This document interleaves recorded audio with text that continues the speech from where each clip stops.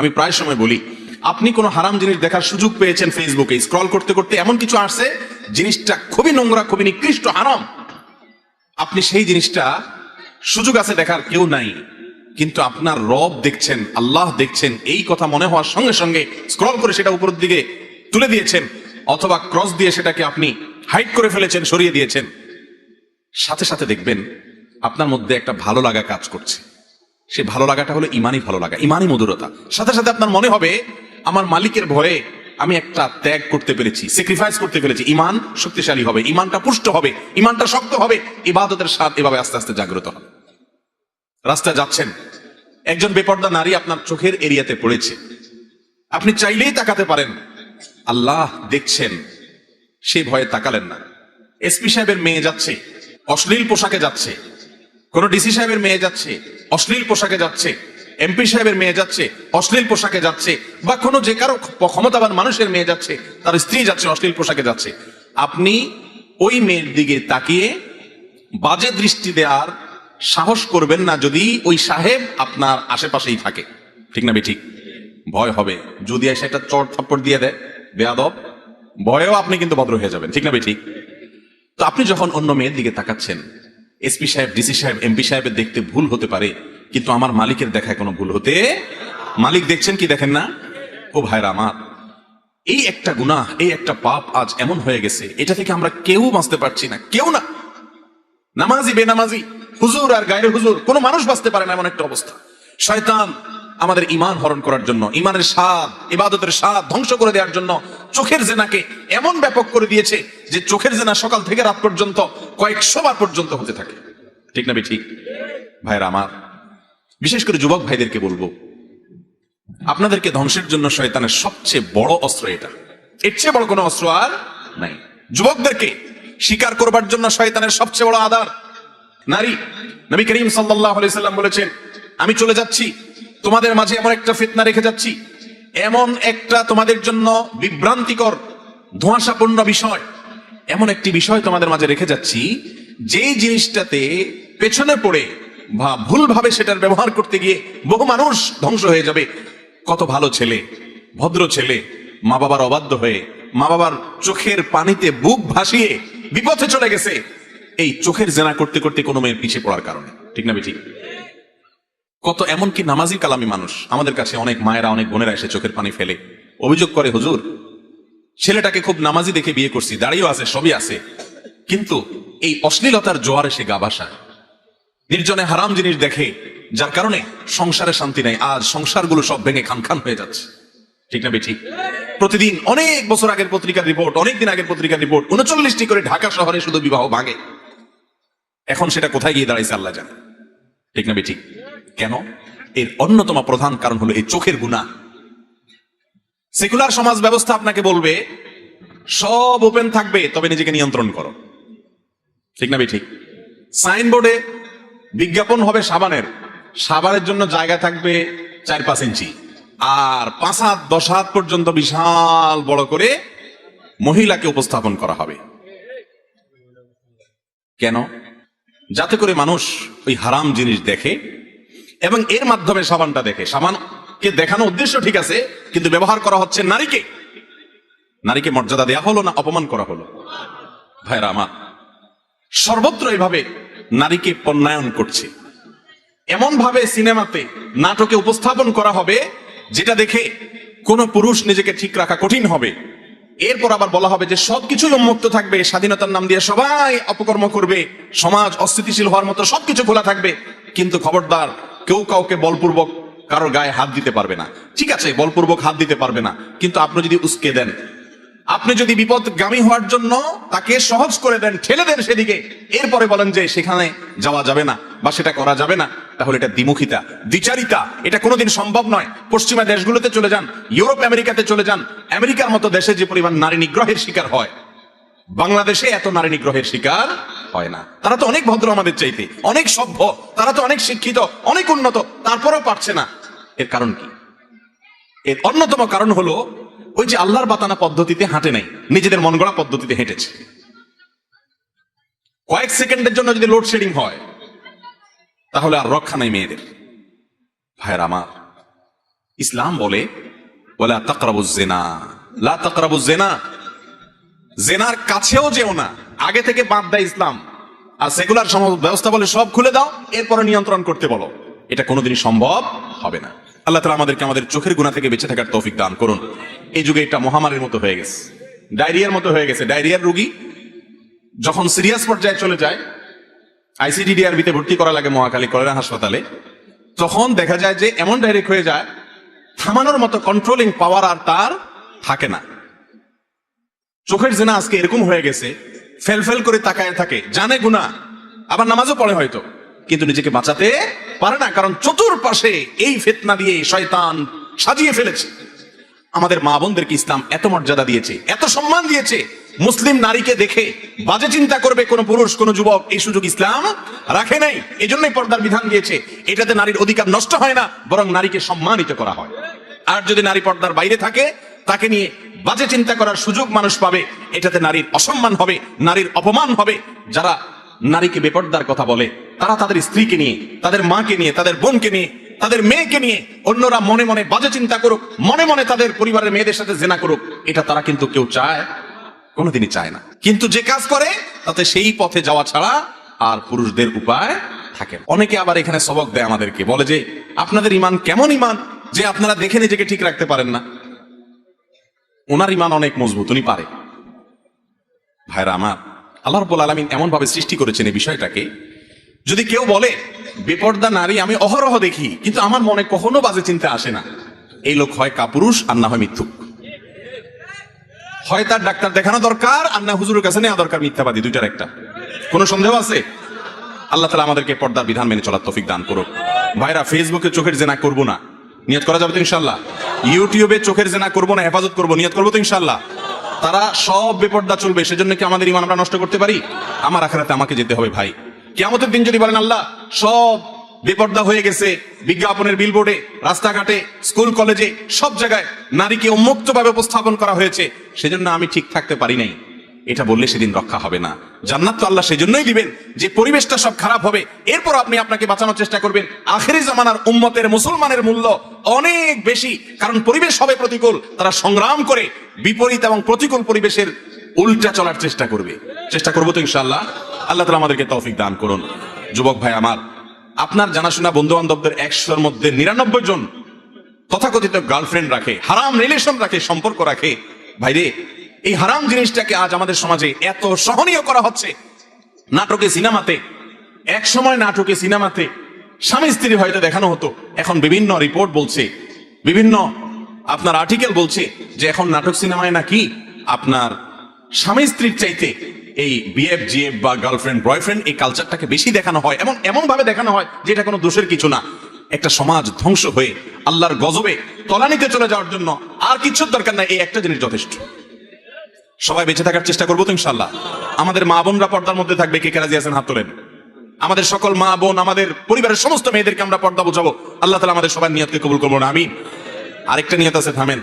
মা বোনদের পর্দা করার জন্য আলহামদুলিল্লাহ সবাই রাজি আছে। চোখের জেনা থেকে বাঁচবেন, হারাম জায়গায় চোখ দিবেন না, যদি নজরে পড়ে যায় মাপ চেয়ে আবার ফেরত আসবেন, এই নিয়ত করবেন তো ইনশাআল্লাহ। আল্লাহ আমাদের সবাইকে দান করুন তৌফিক। এরপরের প্রশ্ন হলো, কোরআন হাদিসের আলোকে কিয়ামের বিধান কি? কিয়ামের বিধান কি? কিয়াম মানে দাঁড়ানো, কিয়াম করা ফরজ। কিয়াম করা কি ভাই? ফরজ। কিয়াম না করলে ফরজ তরক হয়ে যাবে। আল্লাহ তাআলা বলেছেন ওয়াকুমু লিল্লাহি কানিতিন, তোমরা আল্লাহর আনুগত্য করতে গিয়ে, আল্লাহর হুকুম মানতে গিয়ে দাঁড়িয়ে যাও, কিয়াম করো। কে নির্দেশ করেছে? আল্লাহ। তাহলে কিয়াম করা কি? ফরজ। তো বসে আছেন কেন? কিয়াম করা ফরজ হলে আমরা সব বসে আছি কেন? ও, নামাজের সময়, মাশাআল্লাহ, এই তো আপনারা ধরে ফেলছেন। নামাজের সময় কিয়াম করা কি রে ভাই? ফরজ। কেউ যদি শক্তি সামর্থ্য থাকা সত্ত্বেও তাগড়া মানুষটা বসে বসে আরাম করতে করতে নামাজ পড়ে, তার নামাজ হবে? আজকাল তো দেখা যায় যে একটু ভাবসাবালা মানুষ হলে, একটু আল্লাহ তাআলা তাকে হয়তো কোনো দিক থেকে একটু বড় করেছেন, সবাই না, আবার অনেক লোক আছেন অসুস্থ হয়ে চেয়ারে বসেন। কিছু কিছু লোকের কথা বলতেছে যে সব কাজ করে, লাফালাফি, কুদাকুদি, নাচানাচি সবই পারে মাশাআল্লাহ, কিন্তু ভদ্রলোক মসজিদে আসলে চেয়ার টেনে বসে। চেয়ারে কিন্তু বসে নামাজ পড়া জায়েজ আছে যে ব্যক্তির জন্য এছাড়া বিকল্প নাই, সে বাধ্য, মাজার রোগ, কোমরের রোগ, অসুখ বিসুখ হয়েছে, ঠিক আছে। কিন্তু অনেকে আছে যে অহেতুক একটু সামান্য শরীরটা ম্যাজ করতেছে, আজকে শরীরটা ভালো লাগতেছে না, বৈষম্য নামাজ শুরু করছে। তো এই কিয়াম না করলে নামাজ হবে? কিয়াম করা মানে দাঁড়ানো। আপনি জিজ্ঞেস করছেন কোরআন হাদিসের আলোকে কিয়ামের বিধান কি, আমি সরল উত্তর দিলাম, নামাজের মধ্যে যে দাঁড়ানো কিয়াম, সেটাও দাঁড়ানো। কিয়াম মানে কি করা? দাঁড়ানো। ওই দাঁড়ানোটা ফরজ। আর বাকি এমনি সময় আপনি কি ওয়াজ বসে শুনবেন না দাঁড়ায় শুনবেন, এটা আপনার ব্যাপার। শরীয়ত এখানে কোনো বাধ্যবাধকতা করে নাই। আমি ওয়াজ বসে করতে পারি, আমার মনে চাইলে আমি দাঁড়ায় ডায়াসেও বলতে পারি, এক্ষেত্রে শরীয়ত কোনো নির্দেশ নিষেধ করে নাই। তাহলে কিয়াম কখনো করা ফরজ, আবার কখনো করা মুবাহ মানে জায়েজ, চাইলে আমি দাঁড়াইতে পারি, চাইলে বসতেও পারি। বুঝতে পারছেন? আল্লাহ নবীর নামে দুরূদ প্রেরণ করা, সাল্লাল্লাহু আলাইহি ওয়াসাল্লাম, তার প্রতি দুরূদ প্রেরণ করা, এটা অনেক বড় ইবাদত ভাই, অনেক বড় সওয়াবের কাজ। আপনি যদি চান আল্লাহ আপনার সব দোয়া কবুল করুক, আপনি দুরূদ শরীফ পড়বেন। আপনি যদি বিপদে পড়ে যান, সবচেয়ে বেশি দুরূদ শরীফ পড়বেন, দেখবেন সাথে সাথে আল্লাহ তাআলা বিপদ দূর করেছেন। দুটি আমল, দুরূদ আর ইস্তেগফার, আমার জীবনে অনেকবার দেখেছি আমি চরম বিপদের মুখোমুখি। এই দুইটা আমল প্রতি মুহূর্তে করতে থেকেছি, আল্লাহ তাআলা অলৌকিক ভাবে, অবিশ্বাস্য ভাবে সাহায্য করেছেন। নবী করিম সাল্লাল্লাহু আলাইহি ওয়াসাল্লাম হাদিস থেকে স্পষ্ট বোঝা যায়, দুরূদ এবং ইস্তেগফার এই দুইটা আমল কোন বিপদগ্রস্ত মানুষ যদি করতে থাকে, আল্লাহ রাব্বুল আলামিন তার জন্য এমন পথ বের করে দেন, সে কল্পনা করতে পারে না বিপদ দূর করার। তো এই যে দুরূদ, এত ফজিলতপূর্ণ আমল, এই দুরূদটা বসে পড়বে না দাঁড়ায় পড়বে? কথা বলেন। দুরূদ বসে পড়তে হবে না দাঁড়ায় পড়তে হবে? কোথায় আছে দুরূদ বসে পড়তে হবে? এই যে আন্দাজে ফতোয়া দিলে তো হবে না ভাই। কোরআন হাদিসে কোথাও বলা হয় না যে তোমরা দুরূদ পড়ার সময় অবশ্যই বসিয়া বসিয়া পড়িবে, দাঁড়িয়ে পড়িতে পারিবে না, কোথাও নাই। আপনি অযথা কথা কেন বলতেছেন? দুরূদ বসে পড়বে না দাঁড়ায় পড়বে, কোরআন হাদিসে ব্যাপারে কিচ্ছু বলা হয়নি। অতএব এই বসা লোকেরাও দুরূদ পড়তে পারবে, দাঁড়ানো লোকেরাও দুরূদ। কথা কি বুঝতে পারছেন? দুরূদ বসেও পড়ানো যায়, দাঁড়ায়ও পড়া যায়, শুয়েও পড়তে পারে কেউ, কোনো অসুবিধা নাই। কিন্তু কেউ যদি মনে করে দুরূদ পড়তে পড়তে পড়তে পড়তে পড়তে পড়তে একটা পর্যায়ে সবাই দাঁড়ায় যাইতে হবে, তাহলে সমস্যা আছে। কারণ আপনি দুরূদ পড়তে পড়তে যে হঠাৎ দাঁড়ায় গেলেন, ভাই আমার, আপনাকে কি আল্লাহ রাসূল সাল্লাল্লাহু আলাইহি ওয়াসাল্লাম দুরূদ পড়ার ব্যাপারে বলেছেন? এই কথা কোরআন হাদিসে কোথাও আছে যে তোমরা যখন দুরূদ পড়বা আমার প্রতি পড়তে পড়তে পড়তে পড়তে একটা পর্যায়ে আমার সম্মানে তোমরা দাঁড়ায় যাইতে হবে? এরকম কথা যদি আমার নবীজি বলে থাকেন, অবশ্যই দাঁড়াইতে হবে। কোরআনে যদি বলে থাকে, অবশ্যই করতে হবে। আর যদি কোরআন হাদিস না বলে, তা আপনি বসা আলাদেরকে বলবেন ভাই দুরূদ পড়তেছেন, দাঁড়ায় যান। অথবা দাঁড়ানোদেরকে আমি যদি বলি ভাই আপনারা দাঁড়ায় দাঁড়ায় দুরূদ পড়তেছেন কেন, বসে যান। এই দুইটার কোনোটাই করার অধিকার আমার আছে নাই। আমাদের যেসব ভাইয়েরা দুরূদ পড়তে পড়তে হঠাৎ দাঁড়ায় যায়, ওনারা কিন্তু নবীজির সম্মানার্থেই দাঁড়ায়, ঠিক না ঠিক? নবী করিম সাল্লাল্লাহু আলাইহি ওয়াসাল্লামের প্রতি সম্মান ভালোবাসার জন্য দাঁড়ায় না। কিন্তু ভাইরে, নবীর প্রতি ভালোবাসা প্রকাশের পদ্ধতিটাও হইতে হবে নবীর বাতানো। নিজের মন গড়া পদ্ধতি যদি বাহির করি ইবাদতের, তাহলে সেটা নবীজি সতর্ক করেছেন বিদআত করতে। ভাইরা আমার, যারা কিয়াম করেন, মিলাদ পড়তে পড়তে দাঁড়ায় কিয়াম করেন, তাদের প্রতি আমাদের অনুরোধ, রাগ করার কিছু নাই ভাই। আমি আপনার মুসলমান ভাই, আমি চাই আপনি আমার সাথে জান্নাতে যান, আমি আপনার সাথে জান্নাতে যেতে পারি। আমি আপনার ভালোর জন্য বলছি। আপনি যে সমস্ত আলিমরা আপনাকে বলেন কিয়াম করার জন্য, ওনাদেরকে অনুরোধ করেন যে হুজুর, কোরআন হাদিসে কোথাও আল্লাহ নবী সাল্লাল্লাহু আলাইহি ওয়াসাল্লাম কি দুরূদ পড়তে পড়তে দাঁড়ায় যেতে বলেছেন কিনা? যদি বলে থাকেন সেটা কোথায় আছে আপনি দেখান, আমিও একই আমল করবো ইনশাআল্লাহ। আর যদি না থাকে, তাহলে সেক্ষেত্রে নিজের মন গড়া যদি আমি ইবাদতের পদ্ধতি বানায় নিই, তাহলে বেদাত হবে, আর বেদাতের ঠিকানা হবে জাহান্নাম ভাই। আচ্ছা, আমরা নামাজের মধ্যে দুরূদ কি আপনাদের এলাকায় বসে পড়েন না দাঁড়ায় পড়েন? নামাজের মধ্যে শেষ বৈঠকে দুরূদ পড়েন না আপনারা? এই দুরূদটা কি বসে পড়েন না দাঁড়ায় পড়েন? এই দুরূদের চেয়ে শ্রেষ্ঠ কোনো দুরূদ নাই। সাহাবীরা দুরূদ শিখতে চাইছেন, নবী করিম সাল্লাল্লাহু আলাইহি ওয়াসাল্লাম দুরূদ ইব্রাহিম শিখাইছেন। দুরূদ পড়তে পড়তে যদি দাঁড়ায় যাওয়া লাগতো, তাহলে সাহাবীরা, রাসূল আকরাম সাল্লাল্লাহু আলাইহি ওয়াসাল্লাম, এমনকি আমরাও নামাজের মধ্যে দুরূদ পড়তে পড়তে দাঁড়ায় যেতাম, ঠিক না ঠিক? নামাজের চাইতে গুরুত্বপূর্ণ কোনো অবস্থা মানুষের হতে পারে? সেই জায়গায় দুরূদ পড়তে পড়তে যদি দাঁড়ানো না লাগে, তা নামাজের বাইরে কেন দাঁড়ানো লাগে ভাই? কথা কি বুঝছেন না বুঝেন নাই? দুরূদ যদি বসে পড়লে বেয়াদবি হইতো, তো আল্লাহ তাআলা বসে নামাজে দুরূদ দিতেন না, বলতেন দাঁড়ায় সূরা ফাতিহার সময় দুরূদ পড়ার কথা, ঠিক না ঠিক? অথবা বসে আছেন, আত্তাহিয়াতু পড়ছেন, দুরূদের সময় দাঁড়ায় যান। আল্লাহ তাআলা কি এরকম নির্দেশ দিয়েছেন? তাহলে আপনি নামাজের বাইরে কেন এটাকে জরুরি মনে করতেছেন? আমার কথা কি বুঝতে পারছেন? আল্লাহ তাআলা আমাদেরকে বুঝার তৌফিক দান করুন। তবে ভাই, এগুলো নিয়ে কামড়া কামড়ি করা যাবে না, ঝগড়াঝাটি করা যাবে না। ভাইরা আমার, অনেক লোকজন আছে আমাদের সমাজে যারা এগুলো নিয়ে মারামারি করে। যদি কেউ কিয়াম করে, আমার কোনো ভাই করুক, তার সাথে ঝগড়াঝাটি বা গন্ডগোলে যাবেন না। এই গন্ডগোল করার কোনো অনুমতি ইসলাম আমাদেরকে দেয় নাই। আপনি না করাটাকে মনে করতেছেন সুন্নাহ সম্মত, আপনি করবেন না, কিন্তু কোনো ভাইয়ের সাথে বেজালে যাবেন না।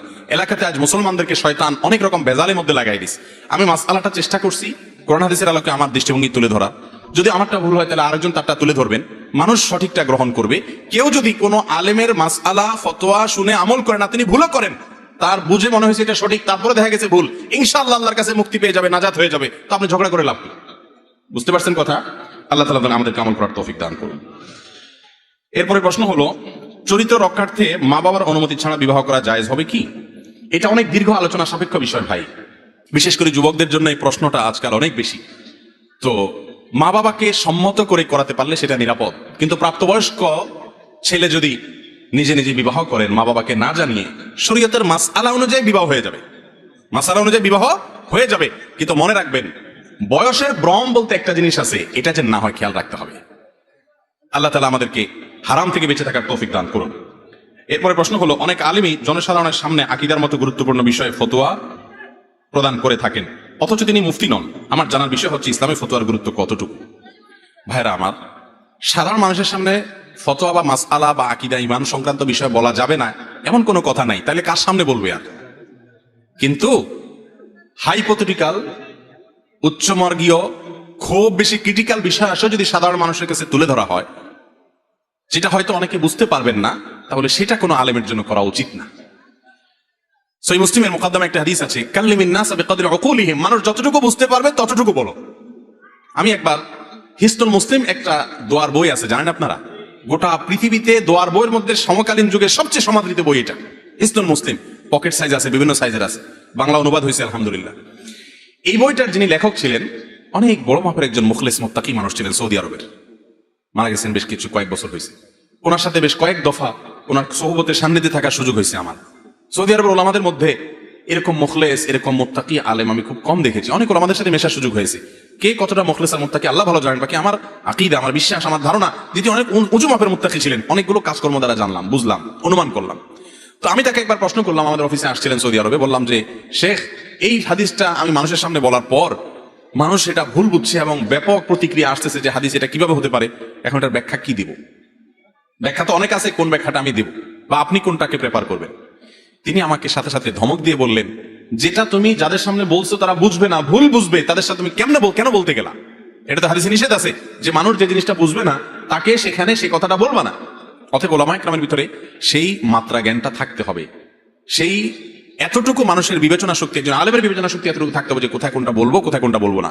বললাম আর বেজাল লাগিয়ে দিয়ে চলে গেলাম, এটা কিন্তু কোনো আলেমের দায়িত্ব হতে পারে না। আল্লাহ তাআলা আমাকে সহ সমস্ত যারা ইসলামের কথা বলেন, কোরআন হাদিসের কথা বলেন, তোলাবা ওলামা, আল্লাহ তাআলা সবাইকে আমাদের সমাজ যেন শান্তশিষ্টভাবে চলে, অস্থিরতা না হয়, বিশৃঙ্খলা না হয়, ভুল বুঝাবুঝি তৈরি না হয়, এরকম ভাবে ইসলামের দাওয়াতের কাজ করার তৌফিক দান করুন। এরপরে প্রশ্ন হলো, দাড়ি পড়ে গেলে পড়া দাড়িগুলো কি করবেন? যদি দাড়ি ঝরে পড়ে যায় বা চুল ঝরে পড়ে যায়, যদি আপনার সুযোগ থাকে এগুলো একত্র করে এমন কোন জায়গায় ফেলা, ধরেন এমন একটা মাটিতে ফেললেন যেখানে কবরস্থান বা কিছু আছে, আস্তে আস্তে এটা মাটির সাথে মিশে যাবে, তাহলে সেটা উত্তম। এমন কোন জায়গায় ইচ্ছাকৃতভাবে মানুষের শরীরের কোনো অংশ, যে আমরা নখ কাটি, গোপ কাটি, এগুলো এমন কোন জায়গায় ফেলা উচিত না, অনুত্তম। যেখানে ফেললে অসম্মান হবে, ধরুন ময়লার মধ্যে ফেলে দিলেন, টয়লেটের প্যানের মধ্যে ফেলে দিলেন, ময়লার সাথে চলে গেল। এটা আল্লাহ তাআলা মানুষের শরীরকে সম্মানিত করেছেন, ওয়ালাকাদ কাররামনা বানি আদম, আল্লাহ আদম সন্তানকে সম্মানিত করেছেন। মানুষের শরীরের অপমানকর ভাবে ব্যবহার করা বা এটার অপমান হয়, এরকম কাজ করা উচিত না, অনুত্তম কাজ। কিন্তু যদি কেউ টয়লেটে ফেলে দেন, তাতে কোনো কবিরা গুনাহ হবে না, মহাপাপ হবে না, বড় কোনো অপরাধ হবে না। ব্যাপারটা কি বুঝতে পারছেন? জাস্ট উত্তম অনুত্তম, ভালো আর মন্দ, তরকারিতে লবণটা ঠিকঠাক মতো হলে ভালো, একটু এদিক সেদিক হলেও পেট ভরে যাবে, কোনো অসুবিধা হবে না বড় কোনো।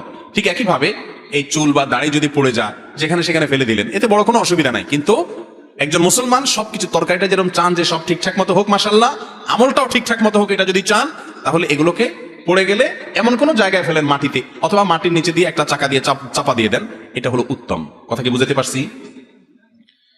এরপরে প্রশ্ন হলো, ভাঙা আয়নায় মুখ দেখা এবং ভাঙা প্লেটে খাবার খেলে কি হয়? ভাঙা আয়নায় মুখ দেখলে আর ভাঙা প্লেটে খেলে কি হয়?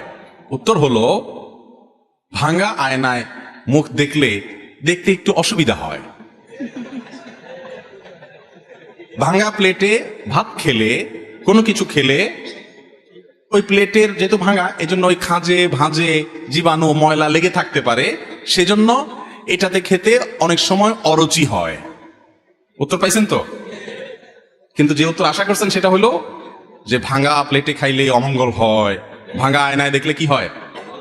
ক্ষতি হয়। এগুলা সব আমাদের বানানো মাসালা, এগুলো সব আমাদের ইসলামের নামে কত ভুয়া কথা যে আমাদের সমাজে আছে, এর মধ্যে এগুলো একটা। ভাই, যে বেচারার ভালো আয়না নাই, তার আয়নাটা ভেঙে গেছে, বেচারার আর টাকা নাই, আপনি ফতোয়া দিলেন কি ভাঙা আয়না মুখ দেখলে ক্ষতি হয়, তো বেচারা আর আয়না দেখতে পারলো না। এটা কোনো আয়না দোকানদারের মাসলাটা বাইর করছে কিনা আমার সন্দেহ, যে আয়না যাতে বেচা হয়। কারণ আয়না ভাঙলে আর দেরি করা যাবে না, এটা দিয়ে চোখ দেখা যাবে না, মুখ দেখা যাবে না, খবরদার আরেকটা কিনতে আসো, আল্লাহ জানে। কয়দিন আগে একজন জিজ্ঞেস করলো একটা মাসালা, কি অদ্ভুত অদ্ভুত জিজ্ঞাসা মানুষের, বলে যে কাফনের কাপড় নাকি মূলায় কিনা যায় না। আমি বললাম তাহলে সব বাদ দিয়ে কাফনের কাপড় দোকান দিলেই তো লাভ। এমন দাম চাওয়া হবে যেটা মূলাইতে পারবে না, চান্দু যাবা কই, 10 টাকা জিনিস 200 টাকা মূল্য নিতে হবে, মূলানো যাবে না। এরকম কোনো কথা আসলে নাই। ভাঙা আয়না, এটাতে মুখ দেখলে কোনো অসুবিধা হবে না, আপনার দেখতে অসুবিধা হবে আসলে এতটুকু, এর বেশি কিছু না। আপনি মনে চাইলে দেখেন, মনে চাইলে নতুন একটা কিনেন, সম্পূর্ণ আপনার ব্যাপার, এগুলোতে কোনো ক্ষতি নাই। ক্ষতি হবে যেগুলোতে, সেগুলো সারাদিন করতেছি, হারাম কাজ করতেছি, গুনার কাজ করতেছি, সেগুলোর খবর নাই। এই আজারি এবং ফালতু জিনিস আমরা খুঁজে বের করে আনি। আল্লাহ তাআলা আমাদেরকে ইসলাম সম্পর্কে সকল কুসংস্কার থেকে মুক্ত হওয়ার তৌফিক দান করুন, আমিন। এরপরে প্রশ্ন হলো, কথিত আছে বাম চোখ লাফালে বিপদ আসে, ইসলামের কোনো ভিত্তি আছে কি? বাম চোখ লাফালে কি আসে? বিপদ আসে, এর কোনো ভিত্তি আছে কিনা? ভাইরে, আপনাদের বাম চোখ লাফায় মাঝে মধ্যে? আমার তো প্রায় লাফায়। কই, আমি তো দেখি না যে বাম চোখ লাফানোর পর কোনো বিপদ আসছে। যদি কখনো কারো বাম চোখ লাফানোর পরে বিপদ আসে, যদি কোনো বিপদ আসে, তো বুঝতে হবে এটা চোখ না লাফাইলেও আসতো, ডান চোখ লাফাইলেও আসতো, শরীর গোটাটা লাফাইলেও আসতো। বুঝতে পারছেন কথা? মুসলমান কখনো এই সমস্ত আলতু ফালতু কথা বিশ্বাস করতে পারে না, যেটার কোনো ভিত্তি নাই, না বৈজ্ঞানিক কোনো ভিত্তি আছে, গবেষণা দ্বারা প্রমাণিত, না কোরআন হাদিস দ্বারা প্রমাণিত। এরকম ফালতু কুসংস্কারে বিশ্বাসী কোনো মুসলমান হতে পারে না। বাম চোখটা একটু লাফাচ্ছে, বলে রে কোন বিপদ আসে রে? বিপদ তো তোমার ইমান আমল যাচ্ছে, ইসলাম সম্পর্কে কুসংস্কারের জন্য বিশ্বাস নিয়ে তুমি মরতেছো, এটাই তো বড় বিপদ। অতএব চোখ যদি বামটা লাফায়, চোখে বলবেন আরো জোরে লাফা, কিছু হবে না ইনশাআল্লাহ। কথা বুঝতে পারছেন? অনেকে আছে এই মাসালাটা জানে এবং প্রশ্ন করে, হুজুর মাসালা জানে যে এই চোখ লাফালে কিছু হবে না, বিপদ এবং সুখ এই সবগুলো দেওয়ার একমাত্র মালিক কে? আল্লাহ। এরকম কোন আলামত আল্লাহ বলেন না আমাকে, আমি মন গড়া কেন বলবে? মাসালা জানে ঠিকই, তারপরে যখন বাম চোখটা একটু লাফায় তখন ভয় হয় ভিতরে, আছে না নাই? অনেকে প্রশ্ন করে যে হুজুর এই ভয় হয় কেন? এই ভয় হয় এজন্য ইমান দুর্বল। আমি বলি তখন চোখে বলবেন চোখ আরো দুমসে লাফাইতে থাক, আমার কোনো টেনশন নেই।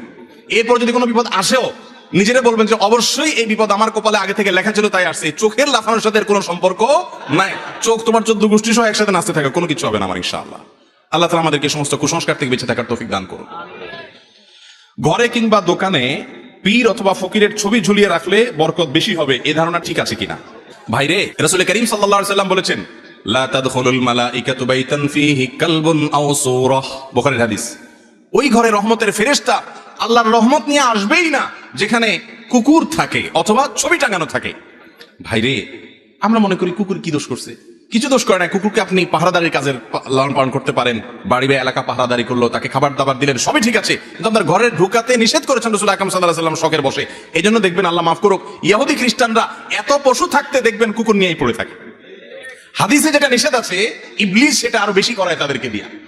আবু হুরায়রা রাদিয়াল্লাহু তাআলা আনহু বিড়াল পালতেন, জামার হাতার ভিতরে বিড়াল নিয়ে আসছেন, রাসূল বলেছেন ও আবু হুরায়রা বিড়ালের বাপ, নাম উঠে গেছে বিড়ালের বাপ। হাদিস তো জানেন আপনারা। এই বিড়াল পালার ব্যাপারে তেমন কোনো আগ্রহ পশ্চিমা দেশের মানুষের মধ্যে এতটা নাই যতটা আছে কুকুর পালার ব্যাপারে, ঠিক না ঠিক?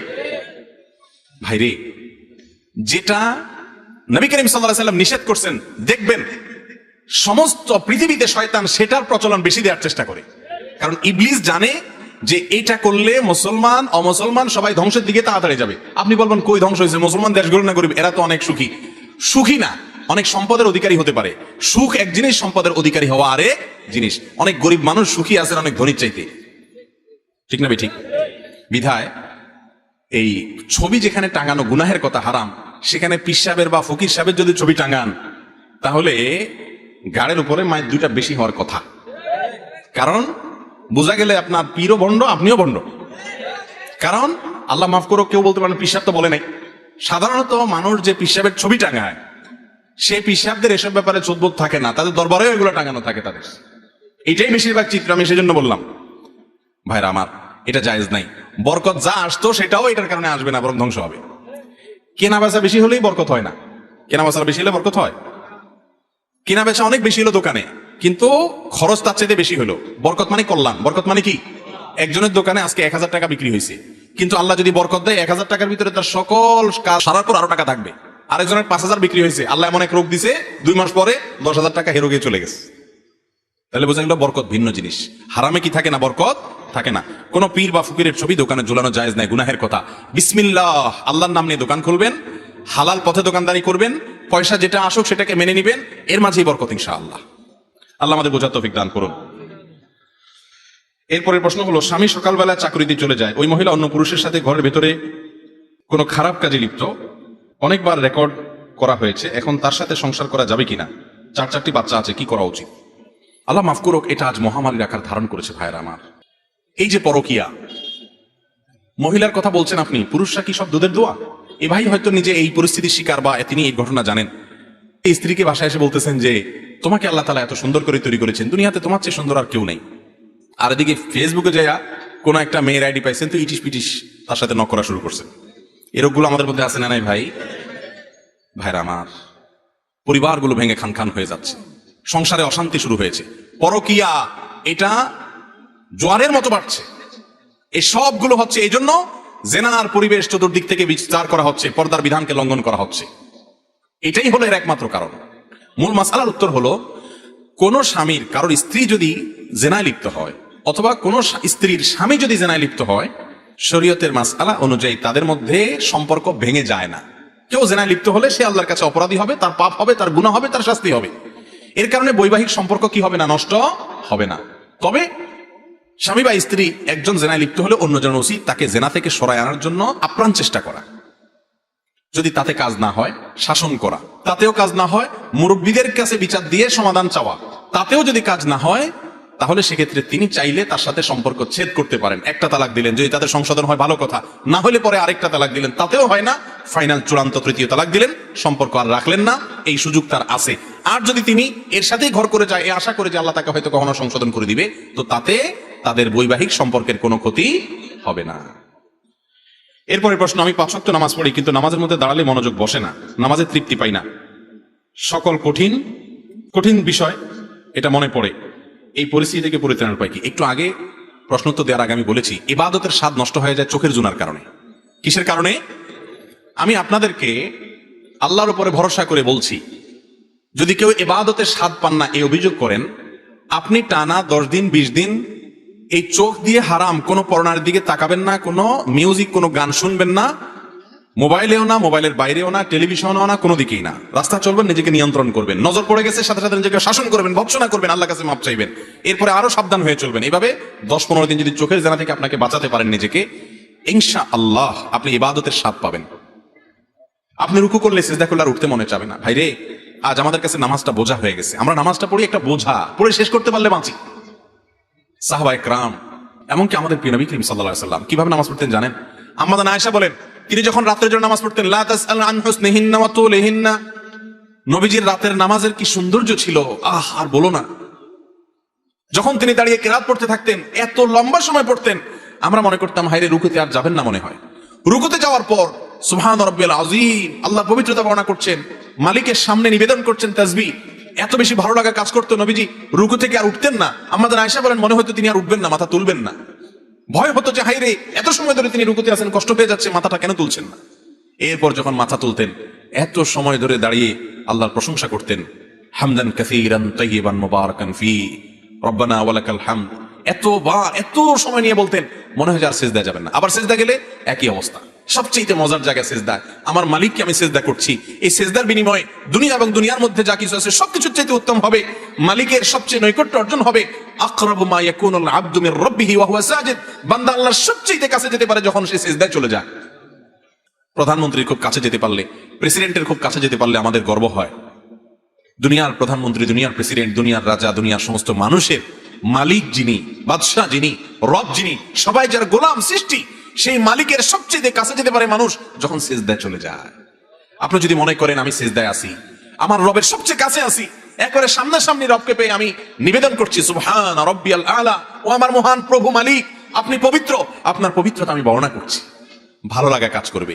নবীজি সাল্লাল্লাহু আলাইহি ওয়াসাল্লাম লম্বা সময় সিজদা করতেন, উঠতে চাইতেন না। আর আমাদের অবস্থা হলো নামাজ তাড়াতাড়ি করে শেষ করতে পারলে বাঁচি। নামাজের পরে যদি বৃষ্টি হয়, তো মসজিদের দুয়ারে এসে সবাই এমন ভাবে একত্র হয়, মনে হয় জেলখানায় আছে, বাইরে হওয়ার জন্য সবাই পাগল হয়ে গেছে। ঠিক না? ঠিক ভাইরা আমার, এই ইবাদতের স্বাদ নষ্ট হয় যে কাজগুলোর মাধ্যমে, তার মধ্যে অন্যতম একটা কাজ হলো চোখের গুনাহ, যেটা আজ ব্যাপক হয়ে গেছে। এই জন্য ইবাদতের স্বাদ নাই। আল্লাহ আমাদেরকে চোখের জেনা থেকে বেঁচে থাকার তৌফিক দান করুন।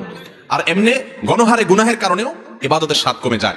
ইবাদতের স্বাদ কমার তৃতীয় কারণ হলো হারাম খানা। আজকাল খাবারের মধ্যে এত ভেজাল, আল্লাহ মাফ করুক। ইমাম সাহেব বেচারা যে বেতনটা পায়, ওয়াজ করে হুজুর যে হাদিয়া পায়, ওই হাদিয়াও দেখা গেল যে যেসব মানুষ দিছে টিছে, সুদখোর, ঘুষখোর, টিনচোর, গমচোর, ডাকাত, রাহাজানি করেন না, আইল ঠেলা মানুষ, 2 নম্বরে ইনকাম করা মানুষ, চাঁদাবাজ, মাস্তান, এক একজনের ইনকামে এক এক ভেজাল। আবার কেউ আছে এগুলো কিছু করেন, আপনারা খুব হাসতেছেন মনে মনে, হুজুর সব বাস দিয়ে ফেলতেছে। আপনি নিজেও যে বাস খাওয়ার লোক, আপনি বোনের হক দেন নাই, ফুফুর হক দেন নাই বাপের সম্পত্তিতে, তাহলে আপনিও হারামখোর, আমিও হারামখোর হয়ে যাবো যদি এই কাজ করি। ঠিক না ঠিক? এই হারাম খাওয়ার কারণে ইবাদতে স্বাদ পাওয়া যায় না। 3টা জিনিস বললাম: চোখের জেনা থেকে বাঁচা, সকল গুনাহ থেকে বাঁচার চেষ্টাটা করতে থাকা, আর বিশেষভাবে আমি যা খাবো উপার্জন করবো এটা যেন হারাম না হয়, এই দিকটা চেষ্টা করা। এই 3টা কাজ করেন, আল্লাহর কসম ইবাদতের স্বাদ এমন পাবেন আপনাকে ইবাদত থেকে গুলি করে কেউ সরাতে পারবে না। ভাইরে, সালাহাতু সঙ্গে বুদি দিল খারাস, আজমুদে এক জামানা খাকে বাস। অনেক কিছু স্বাদ পেয়েছেন জীবনে, অনেক কিছুর স্বাদ। ভাই, ভালো খাবারের স্বাদ পেয়েছেন, জেনা হারাম রিলেশন সম্পর্কের মধ্যে স্বাদ পেয়েছেন, ফেসবুকে ইউটিউবে আজেবাজে জিনিস দেখে স্বাদ পেয়েছেন, হালাল হারাম বিভিন্ন ভাবে বিভিন্ন স্বাদ পেয়েছেন। আজমুদে এক জামানা খাকে বাস। একটু পরীক্ষা করে কিছু কালের জন্য মাটি হয়ে দেখেন, একটু কিছু কালের জন্য হারাম ত্যাগ করে দেখেন, ইবাদতের স্বাদ যদি একবার পান, দেখবেন যে এর চাইতে স্বাদের আর কিছু নেই। শাহ ওলিউল্লাহ মুহাদ্দিস দেহলভী রাহিমাহুল্লাহ, তার ব্যাপারে একটি ঘটনা বর্ণিত আছে যে তিনি বলতেন, দিলে দারম জওয়াহির পারায় ইশক আস্তিতা হবিলাস কেদারত জের গরদোমি সে মেরে সামানে কে মন্দারম। তিনি দিল্লি শাহী মসজিদের ওখানে দাঁড়িয়ে বলতেন, আল্লাহ এমন এক দিল দিয়েছেন আমাকে, এই অন্তরের চতুর্পাশ দিয়ে বড় বড় রাজা বাদশাদের রাজত্ব, এগুলো গুড়গুড় করে ঘুরতে থাকে কিন্তু ভেতরে ঢোকার চান্স পায় না। এর মানে বুঝছেন? মনে করেন একজন আপনার বাড়ির পাশে 2 নম্বর টাকা দিয়ে আঙ্গুল ফুলে কলা গাছ হয়ে গেছে, আছে না? না এরকম আপনার বাপেও খোঁচায়, মায়েও খোঁচায়, আপনার নিজের কাছেও খারাপ লাগে যে আমি কি করলাম। হ্যাঁ, আরেকজন হারাম রিলেশন করে 2টা 4টা সম্পর্ক করে ফেলছে, আপনার কোনো হারাম রিলেশন না, আপনি মনে করতেছেন আরে আমি দুনিয়ার এই ভোগ উপভোগ থেকে নিজেকে দূরে সরিয়ে রাখলাম। তো তিনি বলেছেন, আমার অন্তরে এগুলার লোভ, মোহ, পদ, টাকা পয়সা, অমুকে রাজনীতি করতে করতে বিশাল নেতা হয়ে গেছে, এখন তার দেখে কে আর পয়সা ক্ষমতা, কিন্তু আমি তো সেই জায়গায় পড়ে থাকলাম। মনের মধ্যে এগুলো ঢুকতে চেষ্টা করে, এগুলার বড়ত্ব মনের ভিতরে ঢুকলে তখন আস্তে আস্তে সেগুলো করতে মনে চায়। তো তিনি বলেছেন এগুলো সব আমার মনের চতুর্পাশ দিয়ে ঢুকে, কিন্তু ঢুকতে পারে না, কারণ কেদারত জের গরদোমি রে সামানে কে মন্দারম। ও দুনিয়ার রাজা বাদশারা, ও মোগল সম্রাটেরা, আমি যে অন্তর রাখি, এই অন্তরে আল্লাহর ইবাদত করে যেই পরিমাণ নিজেকে ধনী মনে হয়, তোমাদের কাছে যত কিছু আছে এগুলো সব আমার কাছে তুচ্ছ মনে হয়, এগুলোর কোনো মূল্য আমার কাছে নাই, তোমরা এগুলোকে অনেক বড় কিছু মনে করতে পারো।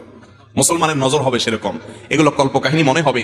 এক সময় আল্লাহর নেককার বান্দারা পৃথিবীতে যারা ছিলেন তাদের কাছে এগুলোই মনে হতো। সাহাবা একরাম, বড় বড় সম্রাটদের মাথার উপরের মুকুট স্বর্ণ দিয়ে তৈরি, মসজিদে নববীর সামনে এনে রাখা হয়েছে। সাহাবা একরাম রিদওয়ানুল্লাহি তাআলা আলাইহিম আজমাইন ইবাদতের স্বাদ পাওয়ার আগে, ইসলাম গ্রহণ করার আগে, যারা একটু ওটের পানি পান করানোকে কেন্দ্র করে শতাব্দীকে শতাব্দী যুগ যুগ ধরে যুদ্ধ করে বেড়াতো, তুচ্ছ জিনিসের জন্য লড়াই করত, সেই মানুষগুলো ওই মুকুটকে, সম্রাটের সেই সোনাখচিত মুকুটকে পাও দিয়া উষ্ঠা মারে লাথি মারতে মারতে চলে যায়। এগুলো তাদের অন্তরে প্রবেশ করতে পারে না, এগুলো তাদেরকে কোনো অবস্থাতে দুর্বল করতে পারে না। ও ভাই, ইবাদতের স্বাদ যদি একবার পেয়ে যান, আল্লাহর কসম পৃথিবীর সব কিছু আপনার কাছে তুচ্ছ হবে, সৎ, সততা, নীতি, আদর্শ আপনার কাছে বড় হবে। আল্লাহ আমাদেরকে ইবাদতের স্বাদ পাওয়ার তৌফিক দান করুন। তাহলে 3 কাজ করতে হবে: চোখের জেনা থেকে বাঁচতে হবে, সকল গুনাহ থেকে বাঁচার বিশেষ চেষ্টা থাকতে হবে, আর হারাম খানা থেকে বাঁচার চেষ্টা করতে হবে। আল্লাহ আমাদের তৌফিক দান করুন। রাসূল সাল্লাল্লাহু আলাইহি ওয়াসাল্লামের নামাজের সালাম ফিরিয়ে কি সাথে সাথে হাত তুলে দোয়া করতেন নাকি অন্য কিছু করতেন? ভাই, রাসূল আকরাম সাল্লাল্লাহু আলাইহি ওয়াসাল্লাম সালাম ফেরানোর পর ইস্তেগফার করতেন, আস্তাগফিরুল্লাহ আস্তাগফিরুল্লাহ আস্তাগফিরুল্লাহ। বিভিন্ন হাদিসে আসছে তিনি দোয়া করতেন, জিকির করতেন, আল্লাহুম্মা আনতাস সালাম ওয়া মিনকাস সালাম তাবারাকতা ইয়া যাল জালালি ওয়াল ইকরাম। বুখারীর এক হাদিস দ্বারা বোঝা যায়, যথাসময় আব্দুল্লাহ ইবনে আব্বাস রাদিয়াল্লাহু বর্ণনা করেছেন যে নবীজি সাল্লাল্লাহু আলাইহি ওয়াসাল্লাম নামাজ শেষ হতে বুঝতাম তাকবীর দ্বারা, আল্লাহু আকবার দ্বারা। আমি আজও পর্যন্ত কোনো হাদিস পাই নাই যে নবী করিম সাল্লাল্লাহু আলাইহি ওয়াসাল্লাম সালাম ফেরানোর পর সাহাবীরা বলেছেন যে তিনি সালাম ফেরানোর পর আমাদের সবাইকে নিয়ে হাত তুলেছেন, আমরাও তার সাথে হাত তুলে আমিন আমিন বলতাম। এটা তিনি করতেন। কারণ নবী সাল্লাল্লাহু আলাইহি ওয়াসাল্লাম ইয়াফআল কাযা। নামাজ তো প্রকাশ্যে করার জিনিস, তিনি যদি জীবনে 2, 10 বার 20 বারও বলতেন তাহলে অন্তত 2-4 হাজার হাদিস আসতো, কারণ এত মানুষ দেখছে। অথচ নবীজি সাল্লাল্লাহু আলাইহি ওয়াসাল্লাম নামাজের পরে কি দোয়া পড়তেন সেগুলোর ব্যাপারে বহু হাদিস আছে, কিন্তু তিনি সাথে সবাইকে নিয়ে এইভাবে আমাদের মতো ট্র্যাডিশনাল দোয়া করতেন বলে প্রমাণ পাওয়া আমি অন্তত পাই না। কেউ পাইলে দেখেন। জোড়া তালি দিয়া এখান থেকে এক হাদিস ওখান থেকে এক হাদিস এরকম জোড়া তালি দিয়া প্রমাণ করে অনেকে আমরা। নবী করিম সাল্লাল্লাহু আলাইহি ওয়াসাল্লাম নামাজের পরে কি করেছেন, কি আমল করেছেন সেটা হাদিসে পরিষ্কার। যদি সেটা করে থাকেন অবশ্যই আসবে, কিন্তু মনে রাখবেন নামাজের পরে দোয়া কবুল হয়। কোন মানুষ সালাম ফেরানোর পর ফরজ নামাজের পর আল্লাহর কাছে চায় দোয়া করতে পারে, দোয়া কবুলের খুব দারুণ একটা জায়গা, এটা করা ভালো। কিন্তু ওই যে সম্মিলিতভাবে করতে হবে, না করলে ইমাম সাহেবের চাকরি যাবে, এটা উচিত না, এটা অনুচিত, এটা ভুল। আবার কোন এলাকাতে এটা প্রচলিত আছে, সেখানে গিয়ে আপনি ভেজাল লাগাই দিলেন, ফতোয়া দিয়া বোঝানো ছাড়া, বিশ্লেষণ করা ছাড়া, সেটা আরেক ভুল। আল্লাহ তাআলা আমাদেরকে সব ভুল থেকে বেঁচে থাকার তৌফিক দান করুন। পশ্চিম দিকে থুতু ফেলা বা পা দেয়া জায়েজ আছে কিনা? পশ্চিম দিকে থুতু ফেলার ব্যাপারে ইবনে হিব্বান, মুসাদদারাক হাকিম সব বিভিন্ন হাদিসের কিতাবে একটা হাদিস আছে, মান তাফালা তুজাহাল কিবলা জা ইয়াউমাল কিয়ামাতি ওয়া শাক্কুহু মাইল আও কামা ক্বালা আলাইহিস সালাম। যে ব্যক্তি কিবলার দিকে থুতু ফেলবে, পশ্চিম বলে কোনো কথা নাই, কিবলা যেদিকে থাকে, আমাদের জন্য কিবলা পশ্চিম, পশ্চিম দিকে বা কিবলার দিকে যে থুতু ফেলবে, কিয়ামতের দিন কোন কোন বর্ণনায় আসছে ওয়াতাফালাতুহু মা বাইনা আইনাই, যে তার থুতু কপালে নিয়ে এসে উঠবে, অর্থাৎ এটা গুনাহের কথা। এজন্য ইচ্ছাকৃত কিবলার দিকে কি করা যাবে না, থুতু ফেলা। আচ্ছা, এই জিনিসটা কি আমাদের খেয়ালে থাকে বলেন? থুতু ফেলান দরকার, ফেলা দিছি, পশ্চিমে গেছে না পূবে গেছে, উত্তরে গেছে না দক্ষিণে গেছে, কারণ খেতে গেছে না গায়ে গেছে, দেখার কোনো খবর নাই। মুসলমান এত বেদিশা হবে না, বেহুশ হবে না। মুসলমান যা করবে হিসাব করে করতে হবে, কারণ তাকে জান্নাতে যেতে হবে। এখন থেকে হিসাব করবো তো ইনশাআল্লাহ। এটা গুনাহের কথা, এই গুনাহটা অনেকে জানে না। যে কোনো দিকে থুতু ফেলে দেয়, আগে ফেলেছেন সেজন্য আল্লাহর কাছে মাফ চাইবেন, সামনে যেন আর এটা না হয়। পশ্চিম দিকে থুতু ফেললে কি হয়, খুব ভয়াবহ একটা বিষয়। আল্লাহ তাআলা আমাদেরকে বাঁচার তৌফিক দান করুন। তাহলে কোন দিকে ফেলবেন? থুতু ফেলার জন্য সবচেয়ে উত্তম এবং সুন্নাহ হলো নিজের বাম দিকে নিচের দিকে, নিজের বাম দিকে নিচের দিকে যদি ফেলানোর জায়গা থাকে, বাম দিকে পরিবেশ নাই ডান দিকে ফেলেন, তবে নিচের দিকে ফেলবেন। যদি কেবলা সামনে থাকে কেবলার দিকে ফেলবেন না, অন্য কোনো দিক থাকলে সামনে ফেলতে পারেন, অসুবিধা নেই। তবে সুন্নাহ হলো নিচের দিকে ফেলানো।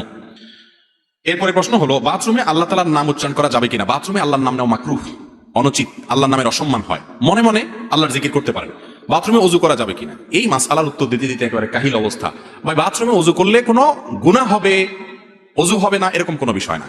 তবে টয়লেটের ভিতরে, যেখানে টয়লেটের প্যান, কমোড এবং আপনার বেসিন বা আপনার টেপ একই জায়গায়, সেখানে ওযুর আগে বিসমিল্লাহ বলবেন। ওই যে একটু আগে বললাম টয়লেটে বিসমিল্লাহ বলতে নাই, তাহলে বিসমিল্লাহ বলে ওযু করলে আল্লাহর নামের অসম্মান হয়। সেজন্য বাইরে ওযু করবেন। আর বাইরে যদি ওযু করার ব্যবস্থা না থাকে, বেসিন থাকে, পা ওঠানোর সুযোগ নাই, তো হাতটা ধুয়ে বিসমিল্লাহ বলে শুরুটা করেন, বাকিটা ওখানে করেন। এরপর তার বিসমিল্লাহ নেই, শুরুতে একবার বিসমিল্লাহ আছে। আর যদি টয়লেটেই ওযু করতে চান, বাইরে কোনো ব্যবস্থা নাই বা ঝামেলা মনে হয়, তাহলে বিসমিল্লাহটা মনে মনে বলেন। আর যদি মুখেও বিসমিল্লাহ বলেন, ওযু হয়ে যাবে। টয়লেটে ওযু করলে ওযু হবে না, এরকম কোনো মাসআলা নাই। এই বিষয়ে আমার একটা মাসআলা আছে, পুরোটা না শুনে অনেক সময় ভুলটা বুঝে বলে থাকেন যে আপনি বলছেন বাথরুমে ওযু করলে ওযু হবে না। আমি কোনোদিন এটা বলি নাই, পুরো জিনিসটা শুনতে হবে। জি, ওযুর পরে আয়না কিংবা কোনো প্রাণের ছবি ও টিভির দিকে তাকালে ওযু ভাঙবে কিনা? না, এগুলো ওযু ভঙ্গের কোনো কারণ নাই। এমনকি টেলিভিশন দেখলেও কি হবে না, ওযু ভঙ্গ। টেলিভিশনে হারাম কিছু দেখলে গুনাহ হবে, সেটা আরেক জিনিস, কিন্তু ওযু ভাঙবে না, ওযুর সাথে এটা সম্পর্ক নেই। মহিলারা নামাজ আদায়ের সময় শরীরের কতটুকু অংশ ঢাকতে হবে? মাথা থেকে পা পর্যন্ত পুরাটুকু ঢাকবে, শুধু মুখমণ্ডলটুকু খোলা থাকবে, 2 হাতের কবজি খোলা থাকবে, 2 পায়ের পাতা খোলা থাকতে পারে। বুঝতে পারছেন কথা? এর বাইরে সব কিছু ঢেকে রাখতে হবে। ফেসবুকে একটা যোগাযোগের মাধ্যম, ফেসবুকে যদি কোনো অপরিচিত মেয়ের সাথে শুধুমাত্র পরিচিত হওয়ার জন্য মেসেজ করা হয়, তাহলে কি গুনাহ হবে? কোনো অপরিচিত মেয়ের সাথে বিনা প্রয়োজনে কেন মেসেজ দিতে যাবেন পরিচিত হওয়ার জন্য? ভাইরা আমার, শয়তান প্রথম বলে যে একটু শুধু জিজ্ঞেস করো, হাই হ্যালো করো, এরপরে শুরু হয় হাই হ্যালো, এরপরে আস্তে আস্তে জিজ্ঞেস করে বাড়ি কোথায়, খায় কি, আস্তে আস্তে আস্তে শয়তান নিচের দিকে নামাইতে থাকে। এরপরে এমন জায়গায় নিয়ে যায় যেখান থেকে আর ফিরে আসার সুযোগ থাকে। যুবক ভাইয়েরা ভালো করে শুনে রাখেন, এই যৌবন যে আল্লাহ দিয়েছেন, ওই আল্লাহর ভয়ে এই হারাম জায়গায় যৌবনকে ব্যয় করবেন না। একটু শক্ত থাকেন, দেখবেন কিয়ামতের ময়দানে যেমন সুখ পাচ্ছেন, দুনিয়াতে দাম্পত্য জীবনে প্রচন্ড সুখ পাচ্ছেন ইনশাআল্লাহ। আর যদি এই ইটিশ পিটিশ করে 2 নাম্বারই করে নিজের যৌবনকে নষ্ট করেন, তো আসল সময় যৌবনের কি পাবেন না, উপকার পাবেন না। আমার মনে হচ্ছে ইসলামের বিধান অনুযায়ী আমার বিবাহ করা ফরজ, কিন্তু আমি স্টুডেন্ট, তাই মা বাবাকে বলতে পারছি না। এখন আমার করণীয় কি? আপনার মা বাবাকে আমার কাছে নিয়ে আসেন, আমার কাছে নিয়ে আসেন। যদি আনতে পারেন কোনো মাতে, ইনশাআল্লাহ চাচা চাচিকে আমি বুঝাই নেব, ইনশাআল্লাহ। আর আমার কাছে যদি নিতে পারেন কোনো ভালো আলেম, যিনি বিবাহের ফজিলত বুঝে, গুরুত্ব বুঝাতে পারে, চাচা চাচিকে বুঝাবে, তার কাছে ধরে নিয়ে যান মুরব্বীরে। বুঝতে পারছেন ভাইরা আমার? এই কথা আমি সবসময় বলি, সব জায়গায় বলি, আমার কথা না, নবী করিম সাল্লাল্লাহু আলাইহি ওয়াসাল্লামের কথা। বিবাহ যদি দেরিতে করা হয়, সমাজ অশান্তিতে ভরে যাবে। এরপরেও বাপ মারা বুঝতে চান না এগুলা। আমাদের যুবকরা জেনা করতে চায় না, হালাল সম্পর্ক রাখতে চায়, উপার্জন করে না। আমার কথা হলো, যে যুবকরা উপার্জন করে না, এই অজুহাতে তাদের বাবা মা বিয়ে দেয় না যে নিজের পায়ে দাঁড়াও, মানে অনেক পয়সা করে কামাও, চাকরি টাকরি করো, তারপরে বিয়ে করো। আমার কথা হলো, যুবক যদি বিবাহের উপযুক্ত হয়ে যায়, উপযুক্ত ভালো পাত্রী পাওয়া যায়, বিবাহের আগদটা করে দেন, মেয়ে মেয়ের বাড়ি থাকুক, ছেলে ছেলের বাড়ি থাকুক, একটা সম্পর্ক তৈরি হোক, হালাল সম্পর্ক। যেদিন উপার্জন করবে, চাকরি পাবে, ব্যবসা করবে, সেদিন সেই মেয়েকে ঘরে তুলে এনে নিয়মতান্ত্রিক সংসার করবে। অন্তত সম্পর্কটা থাকুক। এমনিও সম্পর্ক করবে, হারাম সম্পর্ক করবে, তাহলে সেটা হালাল ভাবেই হোক। ঠিক না বে ঠিক? এটা যদি বাবা মারা বুঝেন তাহলে তো সমস্যার সমাধান হয়। আল্লাহ তাআলা আমাদের বাবা মা এবং চাচা চাচাদেরকে হেদায়েত দান করবো না, আমিন। আমি একবার ঢাকায় কোন একটা প্রোগ্রামে ছিলাম, আমি অবাক হয়েছি। পল্টনে একটা হোটেলের উদ্বোধনী অনুষ্ঠানে এক বাপ ছেলে দুজন আসছে, আয়সার সাথে বলল আমাকে চিনে, ভিডিও দেখে, বক্তব্য শুনে, ভালো কথা। ছেলে বাপে বললো আমার ছেলে, সাথে সাথে ছেলে আমাকে বললো হুজুর আব্বু সামনে আছে, আব্বুকে বলেন আমাকে বিয়ে দিতে। বহু বলছি, কোনো কথা শুনে না। হুজুর আপনি জীবনে আপনার এবার পাবো কল্পনা করি নাই, এখন আপনি ধরেন আব্বুকে বুঝান। আমি চিন্তা করলাম সুবহানাল্লাহ, এই ছেলের কপালে আজকে বাড়িতে মায়ের কি পরিমাণ আছে আল্লাহ ভালো জানে, তবে সে সাহস করছে মাশাআল্লাহ। তো যাই হোক, আমাদের বাবা মাদের এগুলো বোঝা উচিত এবং আলেমরাও এগুলোর গুরুত্ব বোঝাবেন যে সময় হয়ে গেলে আর বিলম্ব করবেন না, ধ্বংস হয়ে যাবে। এরপরে ছেলে যখন 2 নম্বর পথে যাবে, মেয়ে 2 নম্বর পথে যাবে, তারপরে এসে হুজুরের কাছে তাবিজ চাইবেন, হুজুর ছেলে তো ওই সকিনার হাত ধরে চলে গেছে, মেয়ে তো ওই লিটনের সাথে চলে গেছে। এরপরে হুজুরের কাছে দোয়া চাইবেন, আপনি কাজ করবেন উল্টা পাল্টা, এরপরে দোয়া চাই কি কাজ হবে? আল্লাহ তাআলা আমাদের মুরব্বিদের বোঝার তৌফিক দান করুন। আমরা দিনের দায়ী হতে চাই, তো আমরা কিভাবে শুরু করব? দিনের দায়ী হওয়ার জন্য 1 নম্বর কাজ হলো, যেটুকু শুনেছেন ভালো করে সঠিকভাবে যাচাই বাছাই করে, প্রয়োজনে কয়েকজন আলেম থেকে শুনে, বই পুস্তক পড়ে, কোরআন হাদিস পড়ে যাচাই বাছাই করে যেটুকু জানছেন সেটুকু বলবেন, আন্দাদুন্দা বলবেন না। অনেক সাধারণ ভাইরা আছেন আজকাল, কোরআন হাদিসের কিছু কথা, কিছু হাদিস কোরআন জানার পরে এমন ভাবে ইসলাম প্রচার শুরু করে, বিরাট শেখ, বিরাট আলেম হয়ে যায়, হুজুরের উপরে বড় হুজুর সে। এই রোগ আছে না নাই? তাদের ফতোয়া শুনলে আল্লাহু আকবার, হুজুররা টাসকি খেয়ে বসে থাকে, এরকম ফতোয়া দিয়ে বসে থাকে। তো যুবক ভাইরা বা আমাদের সাধারণ মুসলমান ভাইরা, আপনারা ইসলাম প্রচার করবেন। নবীজি বলেছেন বাল্লিগু আন্নী ওয়ালাউ আয়া, একটা আয়াত হলে অন্যের কাছে পৌঁছে দিবেন, কিন্তু যেটুকু জানবেন সেটুকু, মন গড়া না। আল্লাহ তাআলা আমাদেরকে বোঝার তৌফিক দান করুন। আমি নামাজ পড়ি এবং হস্তমৈথুনের ও বদভ্যাসে অভ্যস্ত। আমি চেষ্টা করি এমন এই জঘন্য পাপ থেকে নিজেকে বের করতে, কিন্তু যতবারই অপরাধ করি ততবার চেষ্টা করি এবং তওবা করি। শেখ দয়া করে বলবেন আমি কি নিজেকে কিভাবে এই পাপ থেকে বিরত রাখতে পারবো? ভাই এই বিষয়ে এর আগেও বারবার বিভিন্ন যুবকরা বলেছেন। আল্লাহি, আল্লাহর কসম, আমার খুব ভালো লাগে যখন আমার যুবক ভাইরা এই সমস্ত প্রশ্ন করেন, যে প্রশ্নের মাধ্যমে তিনি ভালো পথে আসার জন্য ছটফট করতে থাকেন। শয়তানের সাথে পারেন না, ইবলিস তাকে অন্যায় পথে, হারামের কাছে নিয়ে যায়, তিনি চান একটু আসার জন্য। আল্লাহ তাআলা আমার এই ভাইদেরকে সাহায্য করুন। আল্লাহ আমাদেরকে হারাম থেকে বের হয়ে আসার মতো ইমানি শক্তি দান করুন। ভাইরা আমার, গুনাহ তো আমরা সবাই কম বেশ করি। কয়জন আছেন গুনাহ করার পর গুনাহ থেকে বাঁচার জন্য ছটফট করেন, তওবা করার জন্য? এই সমস্ত ভাইরা যারা তওবার জন্য ছটফট করেন, আমি তাদের ব্যাপারে সুধারণা রাখি, আমার আল্লাহ তাদেরকে তওবার তৌফিক দিবেন ইনশাআল্লাহ। যারা পাপ করার পর, অপরাধ করার পর কোনো সেন্স নাই, কোনো হিতাহিত, কোনো ভালো মন্দ ধারণা নাই, অপরাধ বোধ নাই, অপরাধের অদৃশ্য দাহন তার ভিতরে হয় না, এই ব্যক্তি অপরাধ থেকে ছুটে আসা অনেক কঠিন হয়। অপরাধ করতে করতে অপরাধের ব্যাপারটাতে এতটা বেপরোয়া হয়ে যায়, তার কাছে অপরাধ দাইলবাত হয়ে যায়। এটা খুব ডেঞ্জারাস আলামত। তওবা নসিব হয় কম, চোখের পানি ফেলেন যে আল্লাহ পাপ তো করি, তোমার কাছে দিলটা নরম হয় না। আল্লাহ আমাদেরকে গুনাহ থেকে সরে আসার তৌফিক দান করুন। হস্তমৈথুনের এই গুনাহের সাথে আমাদের অনেক ভাইরা জড়িত, অনেক ভালো কাজ আছে, কিন্তু এখান থেকে বাঁচতে পারে না। ভাই 1 নম্বর কথা হলো, মোবাইল থেকে সমস্ত খারাপ জিনিস ফরম্যাট করে ডিলিট করে দেন। যদি সৎসাহস না থাকে বা মনে হয় যে আবার মোবাইলে সেটা চলে আসবে, মোবাইলটা বিক্রি করে একটা বাটনওয়ালা মোবাইল নেন যেখানে কিছু থাকবে না। একটু কঠিন হবে, কিন্তু হিম্মত করে আল্লাহর জন্য ত্যাগ করেন না। একটু ত্যাগ করলে, প্রিয় মানুষের জন্য ত্যাগ করলে ভালো লাগে, আল্লাহর জন্য ত্যাগ করলে আপনার ভালো লাগে কাজ করবে। এর পাশাপাশি নির্জনতা অবলম্বন করবেন না। হস্তমৈথুন যারা এই বদভ্যাসে অভ্যস্ত হয়, নির্জন কক্ষে থাকলে তখন এই বদভ্যাসে অভ্যস্ত হয়। নির্জন থাকবেন না, বন্ধু বান্ধব, মুরব্বী এবং বাপ মা, ভাই বোন সবার মধ্যে থাকবেন। একাকিত্ব অবলম্বন করবেন না, কারণ একাকিত্ব হলে শয়তান এটা করা। বেশি না, 2-4 মাস যদি একটু কষ্ট করে স্ট্রাগল করে মোবাইল টোবাইল, ফেসবুক, ইউটিউব এগুলো থেকে সরে থাকতে পারেন, হারাম সম্পর্ক থেকে দূরে থাকতে পারেন। খারাপ জিনিস দেখলে মানুষ হস্তমৈথুনের দিকে বেশি যায়। যুবকরা খারাপ জিনিস যেন দেখতে না পারেন, সে রাস্তা বন্ধ করে ফেলেন। বেশি না, 1টা মাস এক্সারসাইজ করেন, ইনশাআল্লাহ বদভ্যাস দূর হয়ে যাবে। আর আল্লাহর কাছে দোয়াও করবেন, চোখের পানি ফেলবেন, মালিক আমি সরে আসতে চাই, তুমি সাহায্য করো। আল্লাহ তাআলা আমাদেরকে সেরকম হিম্মত এবং শক্তিশালী দান করেন। মানি রুকু থেকে দাঁড়িয়ে 2 সিজদার মাঝখানে এবং রুকু সিজদা দেরি না করলে নামাজ হবে কিনা? সিজদার মাঝখানে এবং এই সময়গুলোতে যদি কেউ সোজা হয়ে না দাঁড়ায়, নামাজ হবে না, নামাজ হবেই না। অনেকে আছে রুকু থেকে এইভাবে একটু সোজা হয়ে আবার সাথে সাথে সিজদা চলে যায়, সিজদা থেকে সোজা উঠছে না, বসতে আবার সিজদা চলে যায়, নামাজ হবে না। সাফ কথা, আমার কথা না, সারা বিশ্বের সমস্ত আলেমদের মত এটা।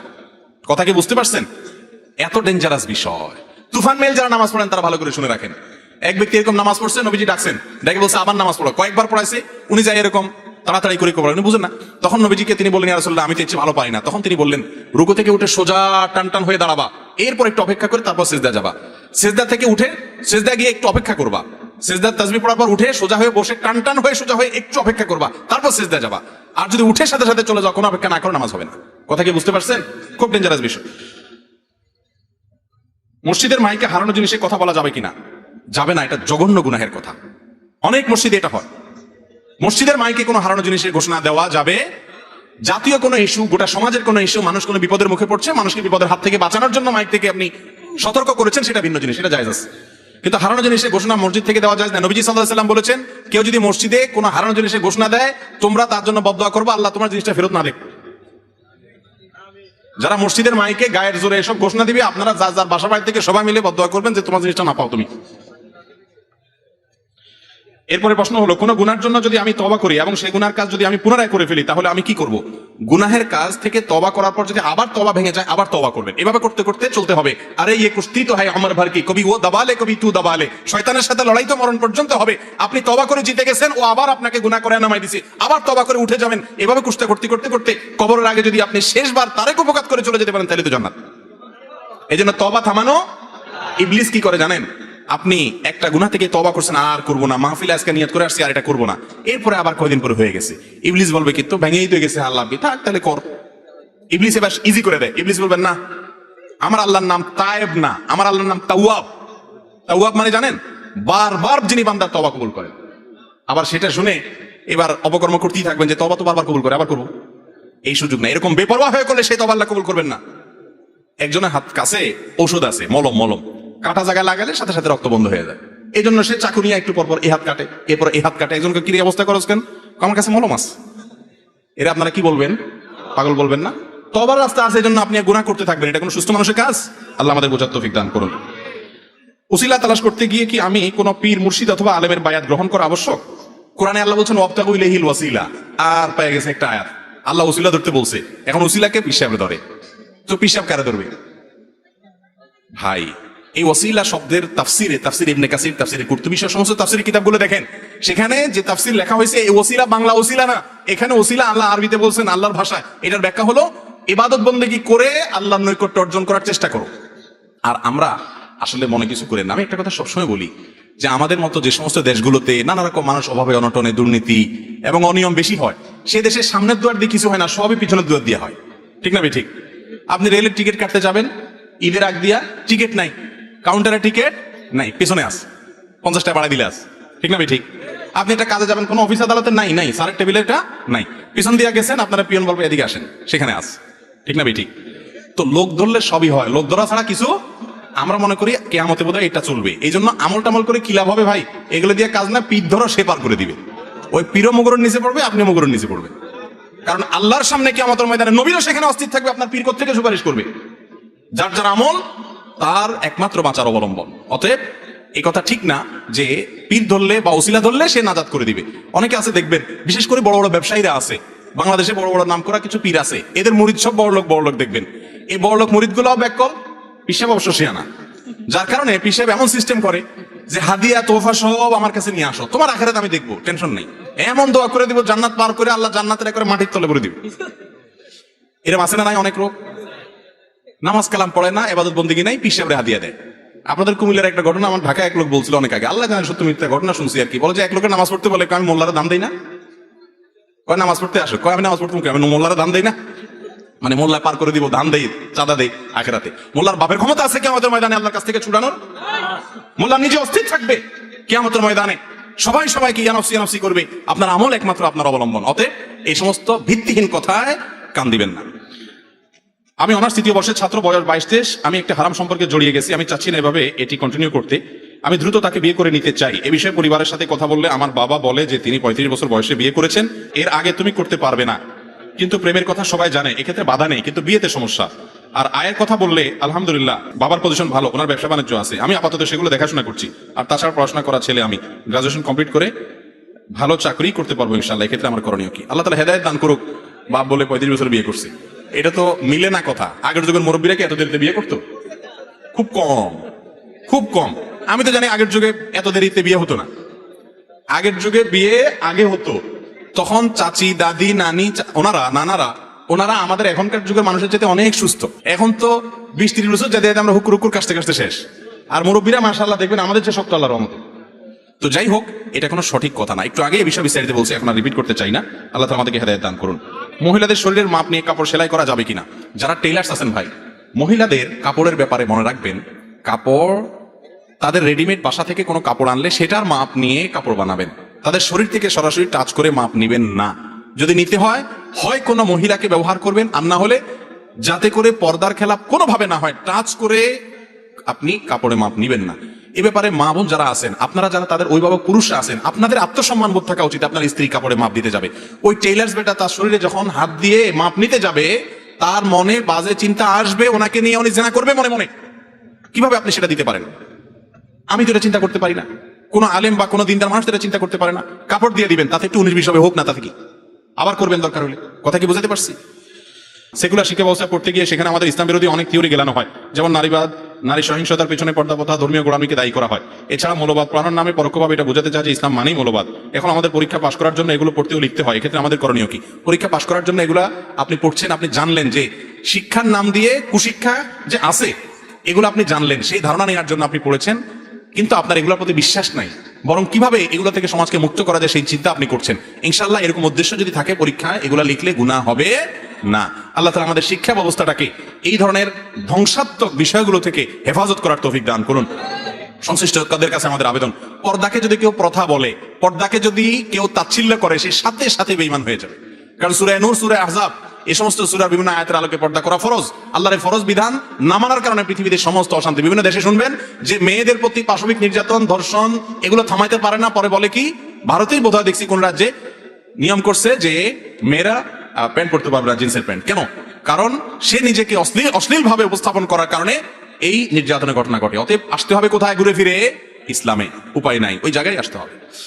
স্ত্রীকে তালাক দেওয়ার পর তওবা করে আবার ফেরত আনা যাবে কিনা? তালাকের সঠিক মাসালা জানতে চাই। তালাক দেওয়ার পর তওবা করে তালাক আনার কোনো সিস্টেম নাই। কাবা শরীফের ইমাম সাহেব, মদিনার ইমাম সাহেব, বাইতুল মুকাররমের ইমাম সাহেব, তিন ইমাম মিলে যদি তওবা পড়ে, তারপরও তালাকের পর আর ফেরত আনার কোনো সিস্টেম। তালাক যদি দেওয়ার সময় হিসেব করে তালাক দেন, তাহলে ফেরত আনবে। এবার ইনশাআল্লাহ ওয়াজে একটা জায়গায় ওয়াজ করবো শুধু তালাক নিয়ে, আমার চিন্তা আছে, প্ল্যান আছে। কারণ এই দেশে মানুষ তালাক দিতে গিয়ে এত ভেজাল করে, যেটা বলার মতো না।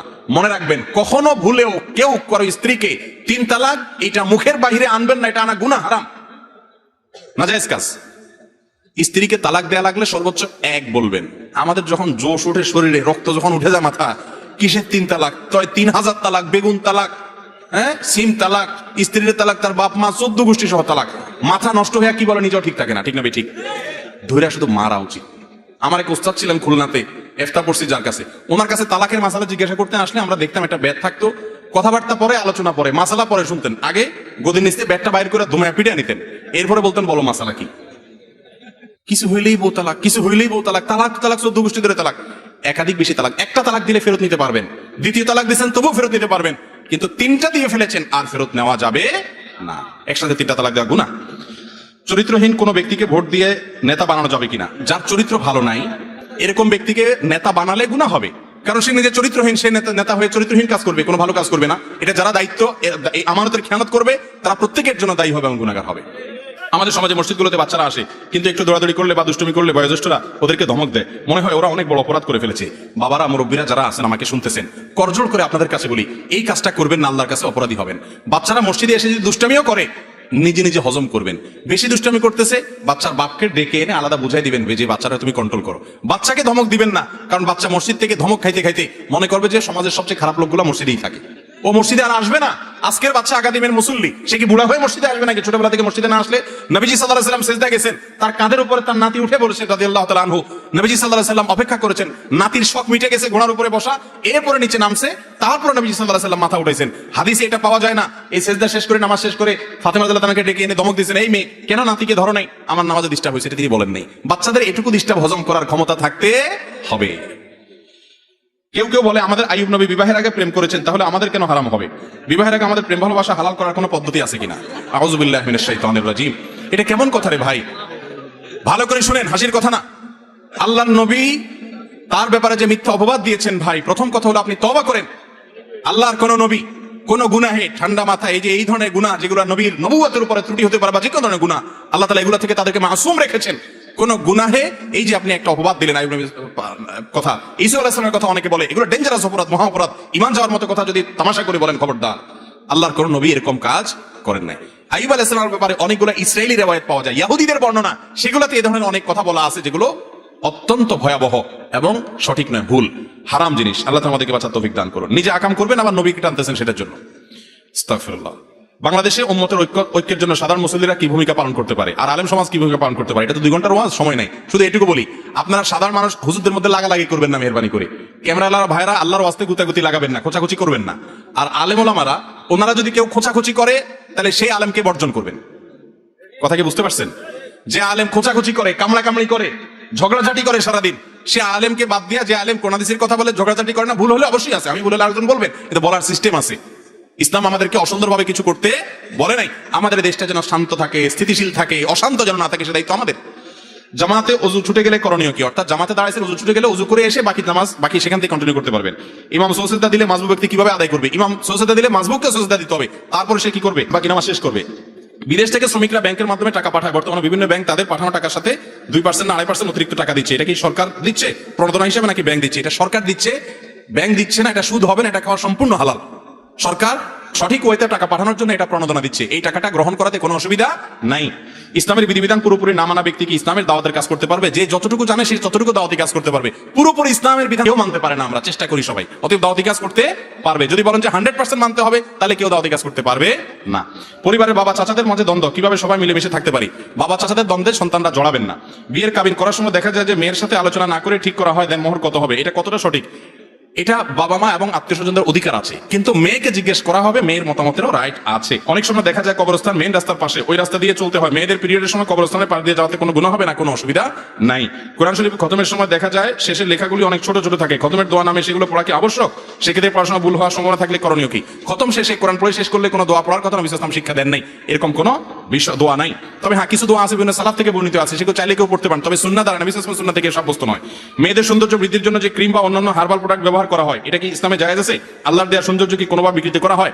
হার্বাল ক্রিম দিলে কি সৌন্দর্য বিকৃত হয়ে যায়, কালো মানুষ সাদা হয়ে যায়? তো অসুবিধা কি? কোনো অসুবিধা নেই, এগুলা বেশিরভাগই তো বোগাস, বেশিরভাগই কি বোগাস। আর যদি একটু আপনার চেহারার মধ্যে উজ্জ্বলতাও আসে, এর কারণে আল্লাহ সৃষ্টি বিকৃত হয় না, গুনাহ হবে না। পরিবারের প্রতি ক্ষমা নীতি প্রদর্শন করতে হবে, এই মর্মে কোনো মাসালা আছে কিনা? ক্ষমা সবাইকে করতে হবে, পরিবারের লোকেরা ভুল করে তাদেরকে ক্ষমা করতে হবে। ফেসবুকে বিখ্যাত কোনো মৃত ব্যক্তি যেমন নিউটন, তার ছবি এবং নাম কোনো প্রকার অসম্মান প্রদর্শন না করে প্রোফাইল পিকচার এবং প্রোফাইল নেম ব্যবহার করা যাবে কিনা? কোনো অমুসলিম বা কোনো কাফিরের নাম আপনি প্রোফাইল পিকচার কেন ব্যবহার করবেন? এটা তার প্রতি অতিরিক্ত দুর্বলতার প্রমাণ। সুদের মাধ্যমে গঠিত দেহের ইবাদত আল্লাহ তাআলা কবুল করেন না, এমন বাবা মার সাথে জড়িত থাকে, তাহলে তাদের সাথে সন্তানের ইবাদত কি কবুল হবে কিনা? সন্তান যদি ছোট হয় তারটা মাপ, যদি বড় হয় তাহলে নিজে উপার্জন করে চলবে, শুধু হারামের উপরে চলবে না। বাবার যদি মুসরি উপার্জন হয় সেটা খেতে পারবে, হালাল আছে হারাম আছে এরকম হলে। মহিলারা টাকনুর উপরে কাপড় পরিধান করে, সেক্ষেত্রে অভিভাবকদের করণীয় কি? তাদেরকে বুঝাবে যে বাহিরে পরপুরুষের সামনে গেলে টাকনুর নিচে পড়বে, বাসায় পড়তে পারে টাকনুর উপর, অসুবিধা নেই। দাওয়াত করে নিয়ে খাওয়ালো, তারপর সামনে টেবিল পেতে টাকা আদায় করলো, এটা কি জায়েজ আছে কিনা? এটা হলো ভাই ভদ্র ভাষায় ডাকাতি করা, এটার নাম ভদ্র ভাষায় কি করা? ডাকাতি করার সময় একটা অস্ত্র হাতে রাখে, আর এখানে ডাকাতি করার সময় একটা টেবিল চেয়ার কিছু পান সুপারি সামনে রাখে। পার্থক্য এটা, ডাকাতের হাতে এক জিনিস থাকে, এখানে আরেক জিনিস থাকে, জিনিস একই। আরে ভাই, হোটেলেও তো খাওয়ার পরে যাওয়ার সময় বলে বিল কত হয়েছে, আর এখানে ঢুকার সময় বলে আগে দেন তারপরে ঢুকেন, ঠিক না? ঠিক। এটা খুব নির্লজ্জ একটা কালচার। যুবকরা যারা বিয়ে করেন নাই, আপনারা প্রতিজ্ঞা করেন আমাদের বিয়েতে এই সমস্ত এই ভিক্ষার টেবিল নিয়ে বসতে দেব না। ভাই, আপনার যদি সামর্থ্য না থাকে, আপনি শুধু ডাল ভাত দিয়ে খাওয়ান, শুধু গোশ ভাত খাওয়ান, আপনি 4 পদ করবেন, এরপরে পাবলিক থেকে চাঁদা আদায় করবেন। আপনারা খাওয়াইতে বলছে কি? আপনার সামর্থ্য নেই, আপনি খাওয়ায়েন না, কিন্তু খাওয়াইবেন আবার চাঁদা দিবেন। বিয়ের দাওয়াত, আকিকার দাওয়াত পাইলে আজকাল মানুষ খুব মনে কষ্ট পায়। কেন? কারণ ফ্যামিলির 4 জন মিলে 4 পাশা 20, 2000 টাকা হয়তো খাবে বড় জোর, কিন্তু দিতে হবে 5000 টাকা, তাহলে 3000 লস। এটা উচিত না ভাই। এই নির্লজ্জতা দুনিয়ার কোন দেশে আছে কি জানি না, আমাদের দেশে আছে। যুবকরা এই সমাজের ত্রুটি ভাঙতে হবে, আমরা শুরু করবো তো ইনশাআল্লাহ। বিয়ের কার্ডে লেখা দিবেন, বিবাহ একটি ইবাদত, সামাজিক অনুষ্ঠান, আমার জন্য দোয়া করবেন, বিবাহে এসে দাওয়াত খেয়ে যাবেন, অনুগ্রহ করে কোনো উপহার আনিবেন না, আনিলেও গ্রহণ করার ব্যবস্থা থাকিবে না, এটার ব্যবস্থা করবেন। মুরব্বীরা হয়তো অনেক সময় বলবে এটা কি করো তুমি, কিন্তু বিনয়ের সাথে ঝগড়াঝাটি না করে তাদেরকে বোঝাতে হবে। আল্লাহ আমাদের তৌফিক দান করুন। বেনামাজের সাথে বন্ধুত্ব রাখা যাবে কিনা? বেনামাজের সাথে বন্ধুত্ব রাখা যাবে তাদেরকে নামাজি বানানোর জন্য, কিন্তু বন্ধুত্ব রাখলে যদি আপনি খারাপ দিকে চলে যাওয়ার সময় থাকে তাহলে রাখবেন না। বেনামাজের হাতের তৈরি খাবার খাওয়া যাবে কিনা? যাবে। হাতের তৈরি তো অমুসলিমেরটাও খাওয়া যাবে, হালাল হলে যারটাই হোক না কেন খাওয়া যাবে। নামাজে ইমাম ভুল করলে মুক্তাদি কি সংকেত দিবে, কি বলে? আল্লাহু আকবার নাকি সুবহানাল্লাহ? সুবহানাল্লাহ। কিন্তু আমাদের দেশে বেশিরভাগ মানুষ কি বলে? আল্লাহু আকবার। নবীজি বলেছেন আত-তাসবিহু লিন-নিসা ওয়াত-তাসবিহু লির-রিজাল। ইমাম ভুল করলে সুবহানাল্লাহ বলতে হবে পিছন থেকে, আমরা কি বলি? আল্লাহু আকবার বলি, এটা ভুল। একজন ইমাম সাহেব বলেছেন বুকে হাত বাঁধা রফিয়ে দেন ও জোরে আমিন বলা ইমামের পিছনে নাকি হানাফি মাযহাবের অনুসারীরা নামাজ পড়তে পারবে না। ইমাম সাহেব ভুল বলেছেন যদি এটা বলে থাকেন, কারণ কাবা শরীফে ইমাম সাহেব এই কাজগুলো করেন, তার পিছনে আমরা উমরা হজ করতে গিয়ে পিছনে নামাজ পড়ি না, তাহলে তো কারো নামাজ হবে না, অতএব এটা ভুল কথা। আচ্ছা, সকল ঈদের বড় ঈদ নাকি ঈদে মিলাদুন্নবী, এই কথা বলা সঠিক কিনা? না ভাই, দুইটা ঈদ ইসলাম দিয়েছে, আর কোনো ঈদ নাই, এটা মন গড়া ঈদ। রাসূলের প্রতি দুরূদ পড়লে অনেক ফজিলত, তাহলে আজানের আগে দুরূদ পড়লে কেন বেদাত হবে? রাসূল সাল্লাল্লাহু আলাইহি ওয়াসাল্লাম বলেছেন আজানের পরে দোয়া সময় দুরূদ পড়তে, আপনি আগে পড়লে হবে কেমন? আগেরটা পরে পরেরটা আগে করলে তো বেদাত হবেই। ঢিলা কুলক ধরে হাঁটাহাঁটি করা, উঠা বসা করা বা পা নাড়িয়ে উঁচু নিচু করা, কাশাকাশি করা কি শরীয়ত সম্মত? হুজুর বলেছেন ঢিলা কুলক না করলে নাকি সঠিকভাবে পবিত্রতা অর্জন করা যায় না, এই বিষয়ে সঠিকটা জানতে চাই। দেখুন, পবিত্রতা অর্জন করা আবশ্যক। যদি কারোর পেশাব অনেক সময় ধরে পড়ে, তিনি সময় নেবেন, অপেক্ষা করবেন। এক্ষেত্রে যদি কারোর একটু মুভমেন্ট করলে ক্লিয়ার হয়, তাহলে তিনি টয়লেটে ঢুকে দরজা আটকে করেন অথবা নিজের মতো করে করেন। কিন্তু আপনার রাস্তাঘাটে হাঁটতে হাঁটতে এভাবে মানুষের সামনে করা অবশ্যই দৃষ্টিকটু, এটা কখনো ইসলামের নির্দেশনা নয়। বিশেষ করে অনেক সময় সতর মুক্ত হয়ে যায়। মেয়েদের কাছে বিবাহ পড়ানো কি সুন্নাহ পদ্ধতি কিনা? উকিল বাপ হিসেবে কাকে করা সঠিক? নিজের বাপ থাকতে পারে, কিসের উকিল বাপ? বিয়েতে কোনো উকিল বাপ নেই, আপনারা বিয়ের সময় কোনো উকিল বাপ রাখবেন না। আচ্ছা, এরপরে আসেন, অনেক আলেম বলেন স্ত্রী সবাসের পর ফরজ গোসল না করে নাকি মাটিতে পা দেওয়া যায় না, তাহলে কি ঝুলে থাকবে? এবং দুনিয়াবি সকল কাজকর্ম করাও নাকি হারাম। সুবহানাল্লাহ, তো গোসল করবে কেমন? সেটা তো একটা দুনিয়াবি কাজ, যেমন ব্যবসা বাণিজ্য, চাকরি। ভাই, এগুলো সব মন গড়া মাসালা। মহিলারা তাদেরকে দুর্বল পাইয়া যে কত ফতোয়াবাজি আমাদের দেশে মহিলাদের বিরুদ্ধে চলে, ভুয়া। আবার একই কাজ পুরুষের জন্য কিন্তু না, কি ডেঞ্জারাস কথা চিন্তা করে, এগুলো ভুয়া। ভাই, গোসল ফরজ হলে ফরজ গোসল করার আগ পর্যন্ত অন্য নামাজের কোনো ওয়াক্ত না থাকলে দুনিয়ার কাজ করা যাবে। এই টাইমে ওযু করে নিয়ে তারপর অন্য কাজ করবেন, এটাই সুন্নাত। আর যদি দ্রুত গোসল করে ফেলতে পারেন সেটা বেশি ভালো। নামাজের কাতারে অনেক ফাঁকা ফাঁকা হয়ে দাঁড়ায়, এই ফাঁকা ফাঁকা হয়ে দাঁড়ায় মনে হয় কেউ আবার আসবে, এমন ফাঁকা রাখে, সেই জন্য তার জায়গা রাখে। এটা কি সঠিক কিনা? না, এটা যা উচিত না। নবী সাল্লাল্লাহু আলাইহি ওয়াসাল্লাম বলছেন সুদ্দুল খালাল, কাতারের মধ্যকার ফাঁকা কি করো? বন্ধ করো। অহেতুক বন্ধ ফাঁকা রাখা যাবে না। অনেকে বন্ধ করতে আসলে বলে ভাই গায়ের দিকে ছুটছেন কেন, একটু দূরে দাঁড়ান, এটা ঠিক না, সুন্নাতের খেলাফ। করোনা কোথায়? করোনা পালা গেছে, করোনা দুনিয়াতে আছে। তাকবীরে তাহরিমের আগে মুসল্লার দোয়া পড়া, মুখে উচ্চারণ করা, নিয়ত পড়া কি বিদআত? নবীজির যুগে কি মুসল্লা ছিল? তো মুসল্লার দোয়া আসবে কোথা থেকে? মুসল্লার কোনো দোয়া হাদিসে নাই ভাই। মৃত ব্যক্তিকে সামনে রেখে কোরআন খতম দেওয়া কি সুন্নত না বিদআত? মৃত ব্যক্তিকে সামনে রেখে কোরআন পড়ার কোনো নির্দেশ নাই। মারা গেলে দ্রুত তাকে কাফন দাফনের ব্যবস্থা করতে হবে, তার জন্য দোয়া করতে হবে। লাশ কাঁধে নেওয়ার সময় 10 কদম পর পর কাঁধ পরিবর্তন করা কি সঠিক পদ্ধতি? না, এর কোনো নির্দেশ শরীয়তে দেওয়া হয়নি, এটা আমাদের নিজেদের, যে আমরা চেঞ্জ করাটাকে জরুরি মনে করি, আমরা নিজেরা বানাইছি। মৃত ব্যক্তিকে দাফন করার পর সম্মিলিতভাবে হাত তুলে কান্নাকাটি করে দোয়া করা কি সঠিক পদ্ধতি নাকি বিদআত? নবীজি সাল্লাল্লাহু আলাইহি ওয়াসাল্লাম লাশ দাফন করার পরে বলতেন সালু লাহু আত-তাসবিহ, তোমাদের ভাইয়ের জন্য আল্লাহর কাছে দোয়া করো যেন সে মুনকার নাকির প্রশ্ন উত্তর দিতে পারে। এই জন্য সবাই ইন্ডিভিজুয়াল দোয়া করবেন। নবী সাল্লাল্লাহু আলাইহি ওয়াসাল্লাম দোয়া করেছেন। এখানে সবাইকে নিয়ে একসাথে দোয়া এবং আরো অন্যান্য দোয়া লম্বা চড়া এরকম কোনো কিছু হাদিস দ্বারা প্রমাণিত না। যেটুকু যেভাবে আসছে সুন্নাত সেটাই করা হলো ইসলাম। মৃত ব্যক্তিকে কেন্দ্র করে 5 দিন 10 দিন 40 দিন প্রতি বছর মৃত্যুবার্ষিকী পালন করা কি? এটা হলো আমাদের দেশের সবচেয়ে বড় প্রচলিত বিদআত। হিন্দুদের শ্রাদ্ধ অনুষ্ঠান থেকে এটা আসছে। যুবকরা গুগলে যে শ্রাদ্ধ লিখবেন, দেখবেন যে আমরা যেটা করি মুসলমানরা এই খাওয়ানি মৃত্যুর খাওয়ানি সেম ওখান থেকে আসছে। এটা শরীয়তে বলে নাই, বরং যে মারা গেছে তার আত্মীয়দেরকে সবাই খাওয়াবে। আমরা খাওয়াই অবশ্য 2-4 দিন খাওয়াই, এরপরে শুধু আসলে একসাথে গরু সহ খাই, এটা উচিত না। কবর জিয়ারতের সঠিক পদ্ধতি জানতে চাই। বাংলাদেশে প্রচলিত 4 কুল 3 কুল পড়া কি সুন্নাহ পদ্ধতি? কবর জিয়ারত করার জন্য কোরআন তেলাওয়াত করা কথা কোরআন হাদিসে কোথাও আসে না। কবর জিয়ারত করতে গিয়ে সালাম দিবেন। সালাম কি বলে দিবেন? কয়েক রকমের ভাষ্য আছে, যেমন আসসালামু আলাইকুম আহলাদ দিয়ার মিনাল মুমিনিন ওয়াল মুসলিমিন ওয়া ইন্না ইনশাআল্লাহু তাআলা বিকুম লালাহিকুন ওয়া লাহিকুন, এভাবে দোয়া করা সুন্নাত। আমার 2 দাদা আছে, তারা হাসরের ময়দানে সুপারিশের জন্য মুরিদ হয়েছে, তাদের উদ্দেশ্যে কিছু বলেন। ভাই, এটা তো বলছি যে পীর সাহেব আপনার জন্য সুপারিশ করবেন, ওই পীর সাহেব নিজের ইয়ানফসি করতে করতে বেতাল থাকবে। কোত্থেকে পীর সাহেব সুপারিশ করবে? আপনারা আদম ব্যাপারী শুনছেন? আদম ব্যাপারী, এই আদম ব্যাপারীর মতো অবস্থা এদের হবে, যে টাকা পয়সা জমি জমা সব বেচে দিলেন কেন? আপনি বিদেশ যাবেন স্বপ্ন দেখলেন বসে বসে, আদম ব্যাপারী টাকা নিয়ে উদাও শেষ। এবার আপনি মানে হাই হাই করা ছাড়া উপায় নাই। কিয়ামতের ময়দানে এই সমস্ত পীর সাহেবদের কাউকে খুঁজে পাওয়া যাবে না। নবীরা যেখানে মুসা আলাইহিস সালামের কাছে মানুষ যাবে, উনি বলবেন আরে আমি জানি না, নিজেকে নিয়ে পেরেশান আছি, তোমরা সামনে দেখো, মুহাম্মদকে দেখো। তারা যেহেতু নিজেরা করতে পারবেন না, কোথাকার কোন পীর সাহেব আল্লাহর কাছে যাবে? বহুত ভুয়া দালাল দুনিয়াতে পাওয়া যায়, গোড়া এদের কাউকে পাওয়া যায় না। এরকম কোন পীর যদি বলে করবে, তাহলে তার ভণ্ড হওয়ার সবচেয়ে বড় প্রমাণ এটা। ধরতে হবে কোরআন হাদিস, কোনো ব্যক্তি না। ওই যে সোজা রাস্তা আসে না, এই জন্য এই সমস্ত বাঁকা রাস্তা যায়, মানুষ ধরে যেতে পার করে দেয়। আল্লাহর কাছে এই সমস্ত 2 নম্বরই চলে না। দুনিয়াতে দালাল দিয়ে চলে, আখিরাতে আল্লাহর কাছে দালালে চলে না। দুনিয়ার নেতারা ডাইরেক্ট পাওয়া যায় না, দালাল দিয়ে যাইতে হয়। আমার আল্লাহর কাছে ডাইরেক্ট কানেকশন, কোনো দালালের খাওয়া নাই। মসজিদের ইমাম সাহেব, হুজুর কেরাত খুব খারাপ অবস্থা, বলতে গেলে একদম লাহানে জলি হয়। ইমাম সাহেবের কেরাতে যদি বড় ভুল হয়, তাহলে সেই ইমামকে পরিবর্তন করা এলাকাবাসীর কর্তব্য। তার পিছনে জানা মানুষ নামাজ পড়লে তাদের নামাজ হবে না, প্রয়োজন আলাদা জামাত করতে হবে। কোন এলাকাতে এরকম থাকলে আলেমরা এলাকাবাসী মুরব্বীদেরকে বুঝাবেন। বেনামাজির জানাজা দেওয়া যাবে কিনা, এটাও বিরাট আলোচনা সাপেক্ষ বিষয়। যদি নামাজ কেউ জীবনে একবারও পড়ে নাই, নামাজকে তাচ্ছিল্য করতো, তাহলে তো সে ইসলাম থেকে খারিজ। কিন্তু নামাজ পড়ে নাই, অবহেলা করছে টরছে, কিন্তু নামাজের প্রতি গুরুত্ব সে বুঝতে বিশ্বাস করতো, এই ব্যক্তিকে আমরা কাফের মনে করি না, এটাই বিশুদ্ধ মত। অতএব তার জানাজা দিতে হবে এরকম অবস্থায়। আমরা কি মোহাম্মদ সাল্লাল্লাহু আলাইহি সাল্লামকে বিশ্বনবী ও দুজাহানের বাদশা বলতে পারি? হ্যাঁ, অবশ্যই। তিনি বিশ্বনবী তো রহমতুল্লাহ আলামিন গোটা পৃথিবীর জন্য, দোনো জাহানের বাদশা। দুনিয়াতেও আল্লাহ তাআলা তাকে রাজত্ব দিয়েছেন, আখিরাতেও রাজত্ব করবেন। ঠিক আছে, তো দাড়ি রাখা কি ওয়াজিব? তাহলে কতটুকু রাখতে হবে? দাড়ি কেন নবী সাল্লাল্লাহু আলাইহি ওয়াসাল্লাম লম্বা করতে বলেছেন? লম্বা করাটাই কি সুন্নাত। কোচা কোচা দাড়ি এটা সুন্নাত নয়। হিজবুল্লাহ কারা? আমরা কিভাবে এই দলে অংশ নিব? হিজবুল্লাহ মানে আল্লাহর দল। এই সম্পর্কে সূরা মুজাদালার 22 নম্বর আয়াতে আছে, সেটা পড়ে নেবেন। আর দিন না প্রশ্ন ভাই, শেষ। গ্রামের ছেলেরা যদি কোনো ইসলামিক আয়োজন বা অনুষ্ঠান করতে চায়, তাতে যদি গ্রামের কিছু মুরব্বী বাধা প্রদান করে, তাহলে ইসলামী শরীয়ত মোতাবেক কি করা উত্তম? মুরব্বীদেরকে তো আর বেয়াদবি করতে পারবেন না। ইসলাম কি মুরব্বীদের সাথে বেয়াদবি করতে বলে? ওনারা বুঝতেছেন না, একসময় বুঝবেন।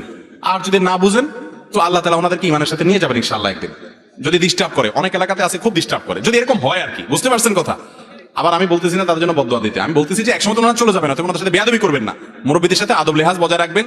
অনেক যুবকরা দিনের পথে আসে বেয়াদবি করে, খবরদার, ইসলাম আমাদেরকে ভদ্রতা শিখায়, অভদ্রতা শিখায় না। মুরব্বী বাপমা তারা যদি উল্টাপাল্টাও বলে, শুনে না শোনার ভান করবেন, পারলে তাকে বুঝাবেন বা অন্য কাউকে দিয়ে বুঝাবেন, না পাইলে সবর করবেন। একসময় আল্লাহ তাদেরকে বুঝ দিবেন হয়তো ইনশাআল্লাহ। কথা বুঝতে পারছি? খবরদার এই জন্য বেয়াদবি করবেন না।